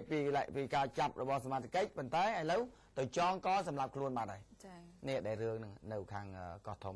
សម្លាប់ប្រពន្ធហ្នឹងកាប់ច្រាំយកដោយសារតែប្រពន្ធគាត់ទៅប្រាប់ថាឯងយកទៅលេងលបែងធ្វើអីលបែងវាមិនចំណេញទេអញ្ចឹងទៅហើយដល់ពេលមកសុំ10000ទៀតនេះអត់ឲ្យខឹងប្រពន្ធប្តឹងទៅប៉ូលីសមកពីប៉ូលីសវិញកាប់ប្រពន្ធយកបណ្ដោយចាបាទតែឥឡូវដល់កាប់ប្រពន្ធដឹងឲ្យប្រពន្ធស្លាប់ហើយទៅចងកសម្រាប់ខ្លួនឯងបាទនេះនៅខាងកោះធំបាទឥឡូវក៏លេខមករឿងមួយទៀតរឿងចាស់បានរើឡើងវិញរឿងផ្ទះ2ដែលមានចំនួនដោយសាររឿងសាងសង់គៀកគ្នាខាងភាគីខាងពេទ្យថ្មិញមិនអោយអ្នកសាងសង់ថ្មីកើតឡើងឥឡូវហ្នឹងកើតទៅជារឿងបាញ់ទឹកសាប៊ូដាក់គ្នាទៀតលោកអ្នករឿងនេះគឺជារឿងចាស់ប៉ុន្តែបាញ់ទឹកសាប៊ូគឺជារឿងថ្មីជាលើកទី2បាទបាញ់ដាក់កញ្ចក់គេកំពុងតែចាប់ឥឡូវហ្នឹងបាញ់ទឹកសាប៊ូដាក់កញ្ចក់ទៀតនេះភាគីខាងពេទ្យថ្មិញបាញ់ទឹកសាប៊ូដាក់ខាងកញ្ចក់នេះទៀតកំពុងបាញ់វាទៅជារឿងដូចជារឿង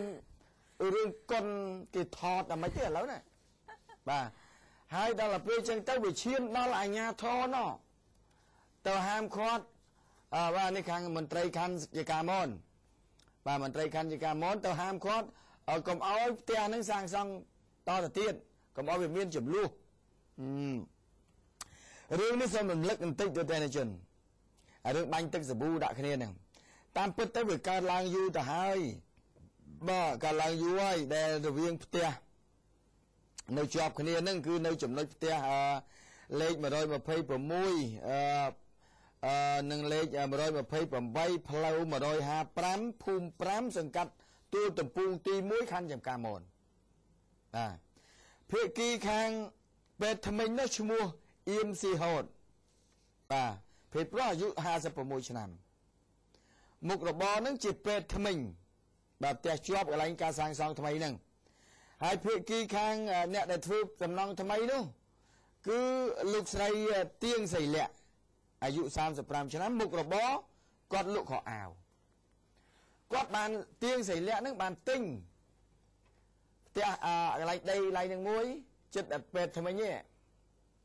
បាទដល់ពេលចាប់ដើមសាងសង់ទៅវាធ្វើឲ្យរឿងរកម្មរកូសអ្នកខាងពេទ្យថ្មិញនោះគាត់មិនចង់ឲ្យសាងសង់ខ្ពស់មិនចង់ឲ្យការសាងសង់ទៅវាប៉ះពាល់នៅកន្លែងគាត់អីចឹងទៅ កើតការបដិងផ្ដាល់គ្នាទៅវិញទៅមក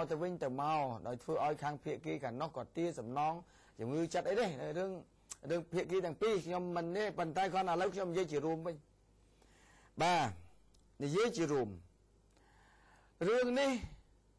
បើលោកអ្នកពិនិត្យឯកសារភាគីទាំងពីរគឺកើតឡើងដែលនាំឲ្យរឿងនេះដែលកើតឡើងគឺភាគីខាងផ្ទះពេទ្យថ្មិញឯណោះគាត់ជាអ្នកជំទាស់ដោយការធ្វើទៅវាប៉ះពីអីខាងគាត់ខ្លាវាធ្វើទៅវាខ្ពស់ខុសពីកិច្ចសន្យាអីចឹងទៅហើយភាគីខាងអ្នកទើបសាងសង់ថ្មីនេះគាត់និយាយថាវាអត់មានអីដែលប៉ះពាល់ទៅខាងពេទ្យថ្មិញហើយបើថាប៉ះពីកន្លែងណាគាត់ជាអ្នកចេញសងរឿងអីប្តឹងដើម្បីទាសងជំងឺចិត្តណានេះភាគីខាងអ្នកធ្វើផ្ទះថ្មីឯងហើយភាគីខាងនោះគាត់ថាអត់ទេធ្វើទៅវាប៉ះពាល់គាត់ដូចជាធ្លាក់ស៊ីម៉ងធ្លាក់អីលើផ្ទះគាត់ដូចជាធ្វើជ្រីអីចឹងទៅពាក់ព័ន្ធអីលើគាត់ប៉ះលើខាងដីរបស់គាត់ណារឿងនឹងវាជែកទៅជែកមកខាតតែពេលវេលាអត់ប្រយោជន៍ប៉ុន្តែបើសិនជាការយោគយល់គ្នាការរស់នៅចិត្តគ្នាកុំបង្កបញ្ហាបណ្ដឹងនឹងវាមិនដែលចំណេញទេអានឹងប្រហែលជាអាចបញ្ចប់បញ្ហាបានណាបាទអាចចប់ហើយហើយផ្ទះខាងគេនេះក៏ខាងអ្នកដែលលោកស្រីទៀងស្រីលាក់នេះក៏ផ្ទះហ្នឹងក៏ចិត្តហើយដែរនៅតែចាប់កញ្ចក់ហ្នឹងទេហើយព្រោះកន្លែងលក់ខោអាវឥឡូវអាញាធម៌ម្សិលមិញហ្នឹងទៅខាត់ក៏មកបាញ់ទឹកសាប៊ូដាក់គ្នាខាត់ចឹងទៅយករបស់របរទីទៅមកដាក់ឡើងខណ្ឌបដោះសន្នព្រោះនៅក៏មកឆ្លោះគ្នាខ្លាចកើតចេញជាអំពើហិង្សាយកមកដល់ខណ្ឌហើយថាទៅចប់ហើយអីនេះចាប់ដើមសាងសង់បន្តទៀតឯនោះបាញ់ទឹកសាប៊ូមួយសាទៀតបាញ់ទឹកសាប៊ូមកទៀតសមត្ថកិច្ចមកម្ដងទៀតមកលោកហើយចាអីគូចឹងទៅណាបាទរឿងនេះខ្ញុំកុំអោយតានិយាយទៅវាមួយខាងប៉ុន្តែខ្ញុំថាបើសិនជាភាគីខាងពេទ្យថ្មិញណាគាត់អធិស្ឋានគ្នាទៅបានសាងសង់ដល់ប៉ុណ្ណឹងទៅហើយឥឡូវគាត់ចង់បានអីវាអត់ចំណេញហើយបើអាជ្ញាធរក៏ត្រូវមើលដែរព្រោះឥឡូវយើងឃើញហើយដល់តុលាការចេញចេះមកចេញសម្រេចឲ្យខាងនេះឈ្នះទៅខាងនោះចាញ់ទៅចេញខាងនេះចាញ់នោះឈ្នះម្ដងនេះចាញ់ម្ដងនោះឈ្នះម្ដងនេះឈ្នះដល់ចាញ់វាទៅមកចាញ់ឈ្នះចាញ់អស់លុយតែសងខាងអស់លុយសងខាងហើយទីបំផុតអ្នកណាគេដែលពិបាករស់នៅជាមួយគ្នាអ្នកចិត្តខាងហ្នឹងរស់ស៊ីចិត្តគ្នាហ្នឹងមើលមុខគ្នាអត់ត្រង់ហ្នឹងបើសិនជាបញ្ចប់ដោយការជជែកគ្នាប្រហែលជារស់ស៊ីនៅចិត្តគ្នាហ្នឹងបានសុខដុមរមនានេះបើសិនជាយើងទៅជែកឲ្យបញ្ចប់ដោយភាគីទាំងពីរហ្នឹងអង្គុយទៅជែកនេះតែយើងជប់ឆ្លោះគ្នាប្រហែលជាសេចក្តីសុខកើតឡើងអ្នកទាំងពីរហ្នឹងកើតឡើងហើយបើសិនជាដោយបញ្ចប់ដោយតុលាការធម្មតាតុលាការគេកាត់ហើយណាចាញ់ណាឈ្នះអញ្ចឹងណាល្អណាអាក្រក់អាហ្នឹងគេកាត់ហើយអាហ្នឹងឬល្អអាក្រក់ដោយមានលុយច្រើនអាហ្នឹងខ្ញុំមិនដឹងទេប៉ុន្តែគាត់បើថាគេកាត់ដឹងតែចាញ់ឈ្នះហើយ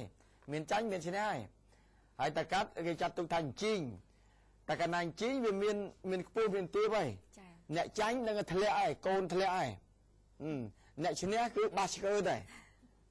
អញ្ចឹងអញ្ចឹងចាតែណាបាសហ្នឹងអាហ្នឹងវាឈ្នះបាសឡើងលើដល់វាចាញ់គេអញ្ចឹងវាធ្លាក់មកនេះធ្លាក់យូរស្តតបាទអញ្ចឹងបើសិនជាតែដល់ពេលខ្ញុំនិយាយទាំងភាគីទាំងពីរបើជែកគ្នាទៅហើយចប់ហើយបើសិនមិញភាគីខាងពេទ្យថ្មិញទូរស័ព្ទមកខ្ញុំថាលោកទីឥឡូវនឹងរឿងវាចេះបញ្យល់ខ្ញុំថាបាច់ទេបាច់បញ្យល់ទេរឿងហ្នឹងខ្ញុំធ្លាប់យកឯកសារភាគីខាងពេទ្យថ្មិញហ្នឹងខ្ញុំមើលដឹងហើយភាគីខាងហ្នឹងខ្ញុំមើលខ្ញុំយល់ពេកហើយខ្ញុំដឹងហើយបាច់បញ្យល់ខ្ញុំថែមទៀតទេព្រោះចំនួនវានៅតែដដែលទេព្រោះផ្ទះពីរហ្នឹងឆ្លោះគ្នាបែកគ្នាយ៉ាងណាក៏ផ្ទះពីរហ្នឹងនៅតែគៀកគ្នាដដែលទេវាអត់ទៅណាទេ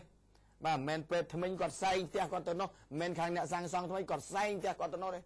វាឆ្លោះបែកគ្នាយ៉ាងណាក៏នៅតែចិត្តគ្នាដដែលបាទ cho trong tranh này tiền hai phía kia khang lúc xây tiền xảy lẽ này có tu sắm một nhóm này lúc thế cái bánh tức sờ bu tiết đây và bật bao nhiêu tức sờ bu bánh tiết đây và phương ở chép tia tiết phần tay tức các bạn bánh này thật bánh phần lút đây phần lút cầm hăng nói đây bánh tức sờ bu đi mình men phần lút phương ấy tôi đây này phần lút cầm hăng và ai nó chiên cái chó chia là chắp thôi anh này bánh cho ta bánh àแต่ก่อนถ้าบังตึกสบู่ภาษาจีนบังกับเพลิงบ้าก็ว่าบังกับเพลิงอันนั้นบังกับเพลิงมันเป็นเท่าหายภาษาจีนจะเจ๊គ្នាจังให้แต่ไวตอบគ្នាบังกอเจริญบุษนามอันนั้นมันเรื่องปรุงมาต้อนกุกจะว่าไอ้จะนายนันตีชนีนี่ชนีวิ่งเตาเมาอันนั้นเป็นเตาเจเรื่องหังษากุกจะว่าบ้าหายจับดำต่ำมีลูกบุษนามเป็นลิสต์ดอลแหละแล้วอันนี้ตึมเรื่องจุ่มลุ่นจังที่ท่ารถปะวินี้อ้อยขันกรมสิเวลแต่ว่าขันเติมสำรอบสำรวจหรอปัจจัยมันแมนเรื่องขันนั่งออชาเชียงปีต่างปีกูนี่เราไปจับปัญหาเต้นี่พี่กีขังเป็นทำไมบ่ากอดเลือกล้างปีหายพอแล้วบ่าพี่ยมอดดับบรรทุกตอนนั้นได้ปัจจัยยมจ้องอ้อยแต่ปีนี้นั่งไปจับต่างสองข้างแต่มองบ่าไปสวยกันเนี่ยนั่นมันแมนขันนั่งปากกายขลังไปจับปัญหาที่ไหนส้มจำอันนี้เท่าขันบ้านแต่เท่าสำรอบสำรวจที่บางคนไปเชี่ยวปวดรถในเนื้อเตี้ยเช็ดគ្នាแบบมันแจ้เสียใจគ្នាមានអីក្រៅពីมือមុខគ្នាមិនត្រង់ចូលស្ដោះទៅមាត់ចេញស្ដោះទៅមាត់ខ្ពើមួយនេះទៅវិញទៅមកហង្សាទិលតែដៃក្បាលរៀងខ្លួនហើយអានឹងវាមានគុកចង្វាក់ទៀតណាហើយតែកាលណាគុកចង្វាក់តាំងរត់ជួយតិចមកដោះមកអូដោះនោះគេត្រូវការប៉ុណ្ណោះលេងមកវិញគេត្រូវការប៉ុណ្ណេះតាំងចាប់ដើមតាមពិតខ្លួនឯងជាអ្នកបង្កើតរឿងហ្នឹងមានទេសុកចិត្តចាញ់ទៅតែឥឡូវនេះខាងឥឡូវខ្ញុំមិនដឹងថាខាងណាអ្នកណាដែលគាត់ទុនជាងណាព្រោះពួកភាគីខាងពេលថ្មីគាត់ថាអត់ទេខ្ញុំសុំសម្របសម្រួលហើយចង់បញ្ចប់ហើយប៉ុន្តែភាគីខាងធ្វើផ្ទះថ្មីគាត់អត់ចង់បញ្ចប់ប៉ុន្តែខាងភាគីខាងលោកស្រីទៀងស្រីលះនេះគាត់ថាអត់ទេគាត់ចង់បញ្ចប់ណាប៉ុន្តែភាគីខាងពេទ្យថ្មីនៅតែទាសំណងជាមួយចិត្តតើសំណងជាមួយចិត្តរឿងអីនៅតែទាលុយគាត់$40000បីបញ្ចប់ហើយទារឿងអីគាត់ថាអញ្ចឹងគាត់ចង់បញ្ចប់ឥឡូវភាគីទាំងពីរឲ្យនិយាយប្រាប់ខ្ញុំគាត់ចង់បញ្ចប់ទាំងអស់ចា៎ប៉ុន្តែឆ្លើយនេះសូមពេលសម្រាប់បន្តិចសិនទៅទៀតនៃចិត្តមកតិចទៀតយើងវិលមកជួបគ្នាបន្តទៀត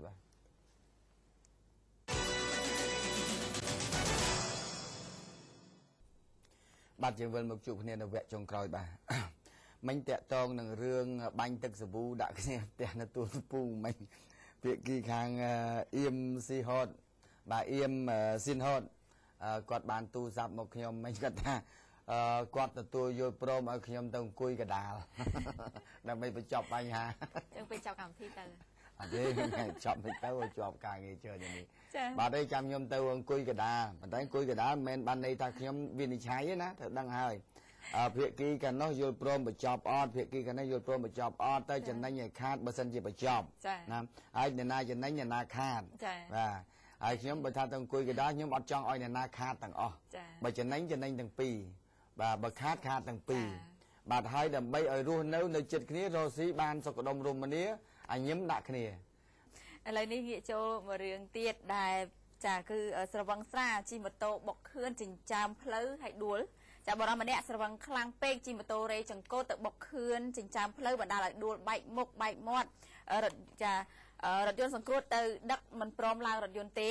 សុកចិត្តងើបលើកម៉ូតូដួលច្រងាប់ច្រងើចិត្ត10ដងទម្រាំតែលើកម៉ូតូជិះត្រឡប់ទៅផ្ទះវិញកើតឡើងនៅវេលាម៉ោង 1:20 នាទីរំលងអាត្រាឈានចូលថ្ងៃទី 5 ខែធ្នូនៅមុខអគ្គនាយកដ្ឋានអត្តសញ្ញាណកម្មតាមផ្លូវបេតុងសង្កាត់បឹងកេងកងទី 1 ខណ្ឌចំការមនប្រពន្ធព័ត៌មានបានដឹងថាមុនពេលកើតហេតុប្រទះឃើញបរិមម្នាក់គឺជិះម៉ូតូ Smart Revo ពណ៌ខ្មៅបើកបោពីការទៅលិចក្នុងស្ថានភាពស្រវឹងជោគជាំមកដល់ចំណុចខាងលើក៏បានរេចង្កូតទៅបុកខឿនចិញ្ចើមផ្លូវបណ្ដាលឲ្យដួលបែកមុខបែកមាត់ហើយភ្លាមនោះអ្នកឃើញហេតុការណ៍បានទូរស័ព្ទហៅរថយន្តសង្គ្រោះឯកជនដឹកយកទៅព្យាបាល តែបរិខាងលើមិនព្រមឡើងរថយន្តទៅព្យាបាលរបួសជាដាច់ខាតសក់ចិត្តងើបលើកម៉ូតូទាំងដួលត្រដាបត្រដួស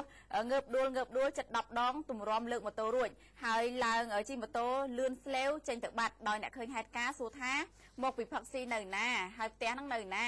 ទៅត្រូវបានបរិះនោះប្រាប់ថាមកពីផឹកស៊ីនៅសន្ធរមុខទៅផ្ទះនៅសន្ធរមុខវិញចាបន្តចូលមួយរឿងទៀតគឺម៉ូតូគឺជិះបុករថយន្តដោះស្រាយតាំងពីមេឃភ្លៀងរហូតដល់មេឃមិនរាំងភ្លៀងហើយទើបចប់ចារថយន្ត Toyota Prius បើកឆ្លងផ្លូវចិត្តផុតទៅហើយក៏ត្រូវម៉ូតូជិះបុកបណ្ដាលឲ្យដួលរងរបួសស្រាលធ្វើការចរចាគ្នាតាំងពីមេឃភ្លៀងរហូតដល់មេឃហ្នឹងរាំងកាលឡើងកាលពីវេលាម៉ោង 10:40 នាទីយប់ថ្ងៃទី 4 ខែធ្នូត្រង់ចំណុចផ្លូវលេខ 199 កែង 430 ក្បែរប៉ុស្តិ៍ 24 សង្កាត់ទំនប់ទឹកខណ្ឌចំការមនប្រពន្ធព័ត៌មានបានដឹងថាមុនពេលកើតហេតុរថយន្តបង្កម៉ាក Toyota Prius ពណ៌កណ្ដុរប្រមេះបើកបរតាមផ្លូវលេខ 199 ពីកើតទៅលិចជិះឆ្លងផ្លូវចិត្តផុតទៅហើយក៏ស្រាប់តែម៉ូតូ Honda Dream ពណ៌ខ្មៅជិះគ្នា2នាក់តាមផ្លូវលេខ 430 ពីជើងទៅត្បូងបានជិះទៅបុកនឹងគូរថយន្តចំហៀងខាងឆ្វេងបណ្ដាលឲ្យដួលរងរបួសស្រាលទាំង2នាក់គ្រាន់តែខូចខាតម៉ូតូនិងរថយន្តតិចតួចក្រោយពេលកើតហេតុសមត្ថកិច្ចចុះទៅវាស់វែងក៏ស្រាប់តែមេឃចាប់ផ្ដើមធ្លាក់ភ្លៀងក៏ត្រូវបានសមត្ថកិច្ចឲ្យភាគីទាំងពីរចូលទៅក្នុងប៉ុស្តិ៍ 24 ធ្វើការចរចាដោយមុនដំបូងខាងរថយន្តមិនចង់មានរឿងវែងឆ្ងាយបានសងសំណងទៅអ្នកជិះម៉ូតូម្នាក់$10ហើយ2នាក់ហ្នឹងគឺ$20ប៉ុន្តែអ្នកជិះម៉ូតូមិនព្រមទាមទារសំណងចាំមិនព្រមទាមទារ$100មិនព្រមទេគឺទាមទារ$100ចា$10គឺមិនយកទេហើយម្ចាស់រថយន្តមិនព្រមឲ្យក៏ដោះស្រាយគ្នាអូសបន្លាយតាំងពីមេឃកំពុងតែភ្លៀងរហូតដល់មេឃរាំងភ្លៀងនៅតែមិនត្រូវគ្នាទៀតហើយសមត្ថកិច្ចបានចាឲ្យសមត្ថកិច្ចជំនាញគឺចុះទៅវាស់វែងទៅភាគីខាងម៉ូតូចាសុំស្មើគ្នាហើយជិះម៉ូតូចេញទៅរៀងខ្លួនចាចឹងមានថា$10 មុនទៅ$10ហ្នឹងអត់យកទេចាចឹងបានតែជែកគ្នាទៅជែកតាំងពីភ្លៀងកំពុងតែភ្លៀងខ្លាំងរួចហើយរហូតដល់ភ្លៀងរាំងទៀតចាបាទទៅជែកគ្នាវាមិនត្រូវបាទដល់មែនតែនទៅភ្លៀងនោះវាអៀនបាទអៀនដោយសារតែទៅជែកគ្នាមិនត្រូវវាធុញបាទមេឃភ្លៀងវាធុញរឿងទៅជែកវាមិនត្រូវតោះរាំងបដ ாய் តោះចាំមើលពីរអ្នកហ្នឹងចប់អត់ដល់ពេលឈប់ភ្លៀងចប់ដែរតែចប់អត់មានបានអីទាំងអស់បាទអញ្ចឹងចប់ចឹងទៅមានស្អីតែតាមពិតដោយសារតែភ្លៀងមកវាទៅជែកចេះទៅជែកជាប់មាត់ណាវាអត់ក្តៅបើសិនជាក្តៅមកប្រហែលទៅជែកចាប់ត្រូវដល់ពេលទៅជែកវាអត់ត្រូវចេះទៅជែកជាប់ហ្នឹងទៅហើយណាមួយភ្លៀងវាទៅជែកមកចេះជាប់មាត់ជែកពីនេះពីនោះចប់សពគ្រប់ភ្លៀងចាប់ដើមរាំងទៅភ្លៀងអៀនដោយសារតែមិនត្រូវគ្នាចប់ដែរអើយណាចាបាទចាស្រវឹងស្រាគឺជិះម៉ូតូធ្លាក់ជង្រុកចាចាក់ធ្លាក់ចង្ហុករេចង្កោទៅបុកនឹងម៉ូតូមួយគ្រឿងទៀតរបួសធ្ងន់2នាក់បរិម្នាក់បើកបរទាំងស្រវឹងស្រាគឺជិះម៉ូតូធ្លាក់ចង្ហុករេចង្កោទៅបុកនឹងម៉ូតូមួយគ្រឿងទិសដៅច្រាស់គ្នាបណ្ដាលឲ្យដួលរងរបួសធ្ងន់អ្នកបើកបរទាំង2នាក់កាលពីវេលាម៉ោង 6:10 នាទីព្រលប់ថ្ងៃទី 4 ខែធ្នូតាមផ្លូវបេតុងមុខហាងកាត់សក់កាលីបស្ទាយភូមិទួលពង្រសង្កាត់ចំចៅខណ្ឌពោធិ៍សែនជ័យសាក់សីដែលឃើញហេតុការណ៍បានឲ្យដឹងថាមុនពេលកើតហេតុម៉ូតូបង្កម៉ាកវេវពណ៌ក្រហមបើកបរដោយបរិម្នាក់ក្នុងស្ថានភាពស្រវឹងធ្វើដំណើរពីត្បូងទៅជើងបានជិះធ្លាក់ចង្ហុករេចង្កោទៅបុកម៉ូតូ Honda Dream ពណ៌ខ្មៅជិះ2នាក់ប្តីទៅនឹងត្រឡប់មកពីដឹកប្រពន្ធចេញពីធ្វើការទិសដៅពីជើងទៅត្បូងក៏ត្រូវម៉ូតូបង្កបុកបណ្ដាលឲ្យដួលបាក់ជើងខាងឆ្វេងប្រពន្ធរលាត់ដៃជើងតិចតួចអ្នកបើកម៉ូតូបង្កបាក់ដងកបិតខាងស្ដាំហើយក្រោយពេលកាត់ហែអ្នករងរបួសបាក់ជើងដឹកយកទៅព្យាបាលនៅមន្ទីរពេទ្យព្រះកុសុមៈចំណែកឯអ្នកបាក់ដងកំបិតដឹកយកទៅព្យាបាលនៅគ្លីនិកឯកជនរីឯម៉ូតូទាំងពីរគ្រឿងសមត្ថកិច្ចយកទៅរក្សាទុកនៅអធិការដ្ឋានខណ្ឌពោធិ៍សែនជ័យបាក់ដងកំបិតវិញបុកមនុស្សមិនបាក់ដងកំបិតវិញយកគាត់យកកំបិតទៅអត់ទេអត់កំបិតចាប់ស្មាអូដល់គាត់ចាប់ងែឯងថាតែបាក់ដងកំបិតវាមិនអីទេកុំឲ្យតែបាក់ដងបថៅអត់មានទេនោះវាគាត់មានប្រកបដងបថៅអី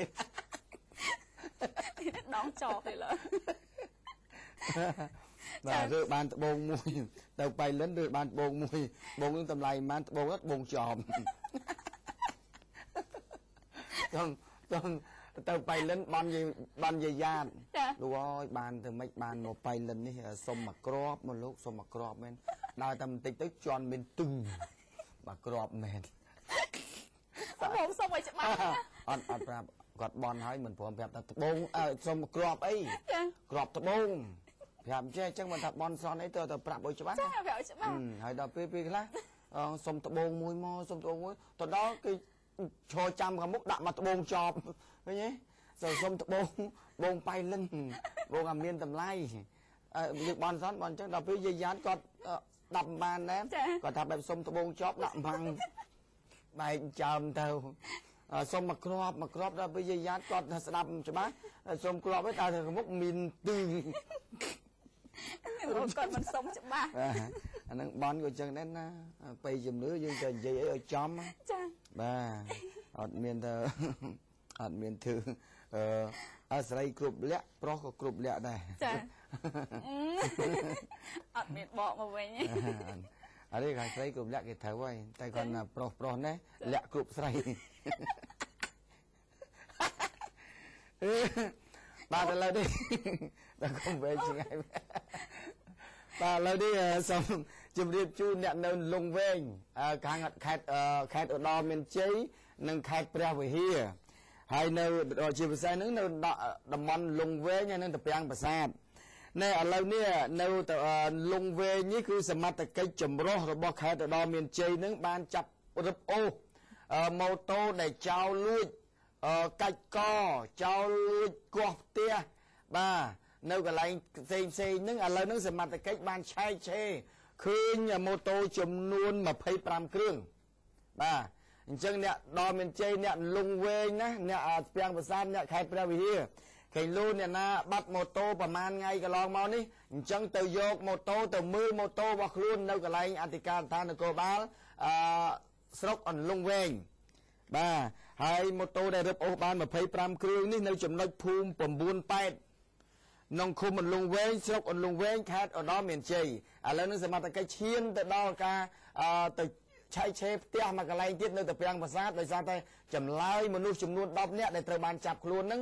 វាឆ្លើយថាមានម៉ូតូខ្លះទៀតលាក់ទុកនៅតាពាំងប្រាសាទបាទអញ្ចឹងប្រជាពលរដ្ឋដែលបាត់ម៉ូតូកន្លងមកនៅក្នុងខេត្តឧត្តរមានជ័យទាំងមូលខេត្តព្រះវិហារព្រោះអាចលួចពីតំបន់នោះឯងបាទអាចលួចពីភ្នំពេញទៅដាក់នោះឯងគឺអ្នកនៅតំបន់នោះដែលបាត់ម៉ូតូរបស់ខ្លួនទៅមើលកន្លែងស្នងការកន្លែងអធិការដ្ឋាននគរបាលអន្លង់វែងគាត់កំពុងតែរក្សាម៉ូតូនៅនោះតើបងប្អូនមានម៉ូតូបាត់អត់បាទសូមជឿទៅនោះបាទហើយម៉ូតូខ្លះត្រូវបានគេឈូសផ្លាក់គេឈូសលេខម៉ាស៊ីនឈូសលេខតួអញ្ចឹងទៅបាទតែមានស្លាកលេខអីនៅនោះបាទតែមើលដែរគេលោកមានអីហ្នឹងបើថាអត់មានឃើញម្ចាស់ទេបញ្ជូនម៉ូតូហ្នឹងមកពេញមកបាទឲ្យខ្ញុំចែក9ចែក9ឲ្យអ្នកអត់តែកាលណាមានម៉ូតូស្អាតមានម្ចាស់ហើយកុំច្រឡំពេកកុំឆ្ងល់ពេកមិនដែលម៉ូតូណាគ្មានម្ចាស់ទេតែឃើញម្ចាស់ហ្នឹងមិនដឹងបាទអញ្ចឹងសូមអ្នកលងវែងសូមអ្នកដល់មានជ័យសូមអ្នកសៀមព្រះវិហារអាចហេងសុយអាចមានពីព្រះពីសៀមរាបដែរព្រោះអាកតុយខេត្តឧត្តរមានជ័យវាជាប់ជាមួយព្រះជាប់ជាមួយនឹងខេត្តសៀមរាបបាទវាជាប់គ្នាបាទវាចោលអាចលួចពីនឹងមកដែរបាទអញ្ចឹងសំខាន់គឺទៅមើលទេហើយទៅមើលជាក់ស្ដែងទេហើយចុងក្រោយនេះកញ្ញាក៏មិនដឹងលោកស្រីក៏មិនដឹងឈ្មោះសួងកណ្ណថាឈ្មោះសួងកណ្ណថាគេរើសបានអត្តសញ្ញាណប័ណ្ណហើយនឹងបានមិនបានកាតគ្រីម៉ូតូបាទកាតគ្រីម៉ូតូនោះមានជាផ្លាកលេខព្រៃវែង 1S3597 អញ្ចឹងក្មួយស្រីសួងកណ្ណថាណាបើសិនជាបានជ្រុះបាត់អត្តសញ្ញាណប័ណ្ណហើយនឹងកាតគ្រីម៉ូតូសុំទៅយកពីឈ្មោះអត់ដឹងឈ្មោះទេតែដឹងលេខទូរស័ព្ទ07141 767 បាទហើយសូមបញ្ជាក់ម្ដងទៀតអ្នកហើយយើងនឹងវិលមកជួបគ្នានៅថ្ងៃច័ន្ទសប្តាហ៍ក្រោយទៀតបាទប៉ុន្តែសម្រាប់ពេលនេះយើងសូមជម្រាបលាត្រឹមប៉ុណ្ណេះណាហើយយើងខ្ញុំទាំងអស់គ្នាសូមជម្រាបយើងជួបគ្នានៅថ្ងៃច័ន្ទសប្តាហ៍ក្រោយ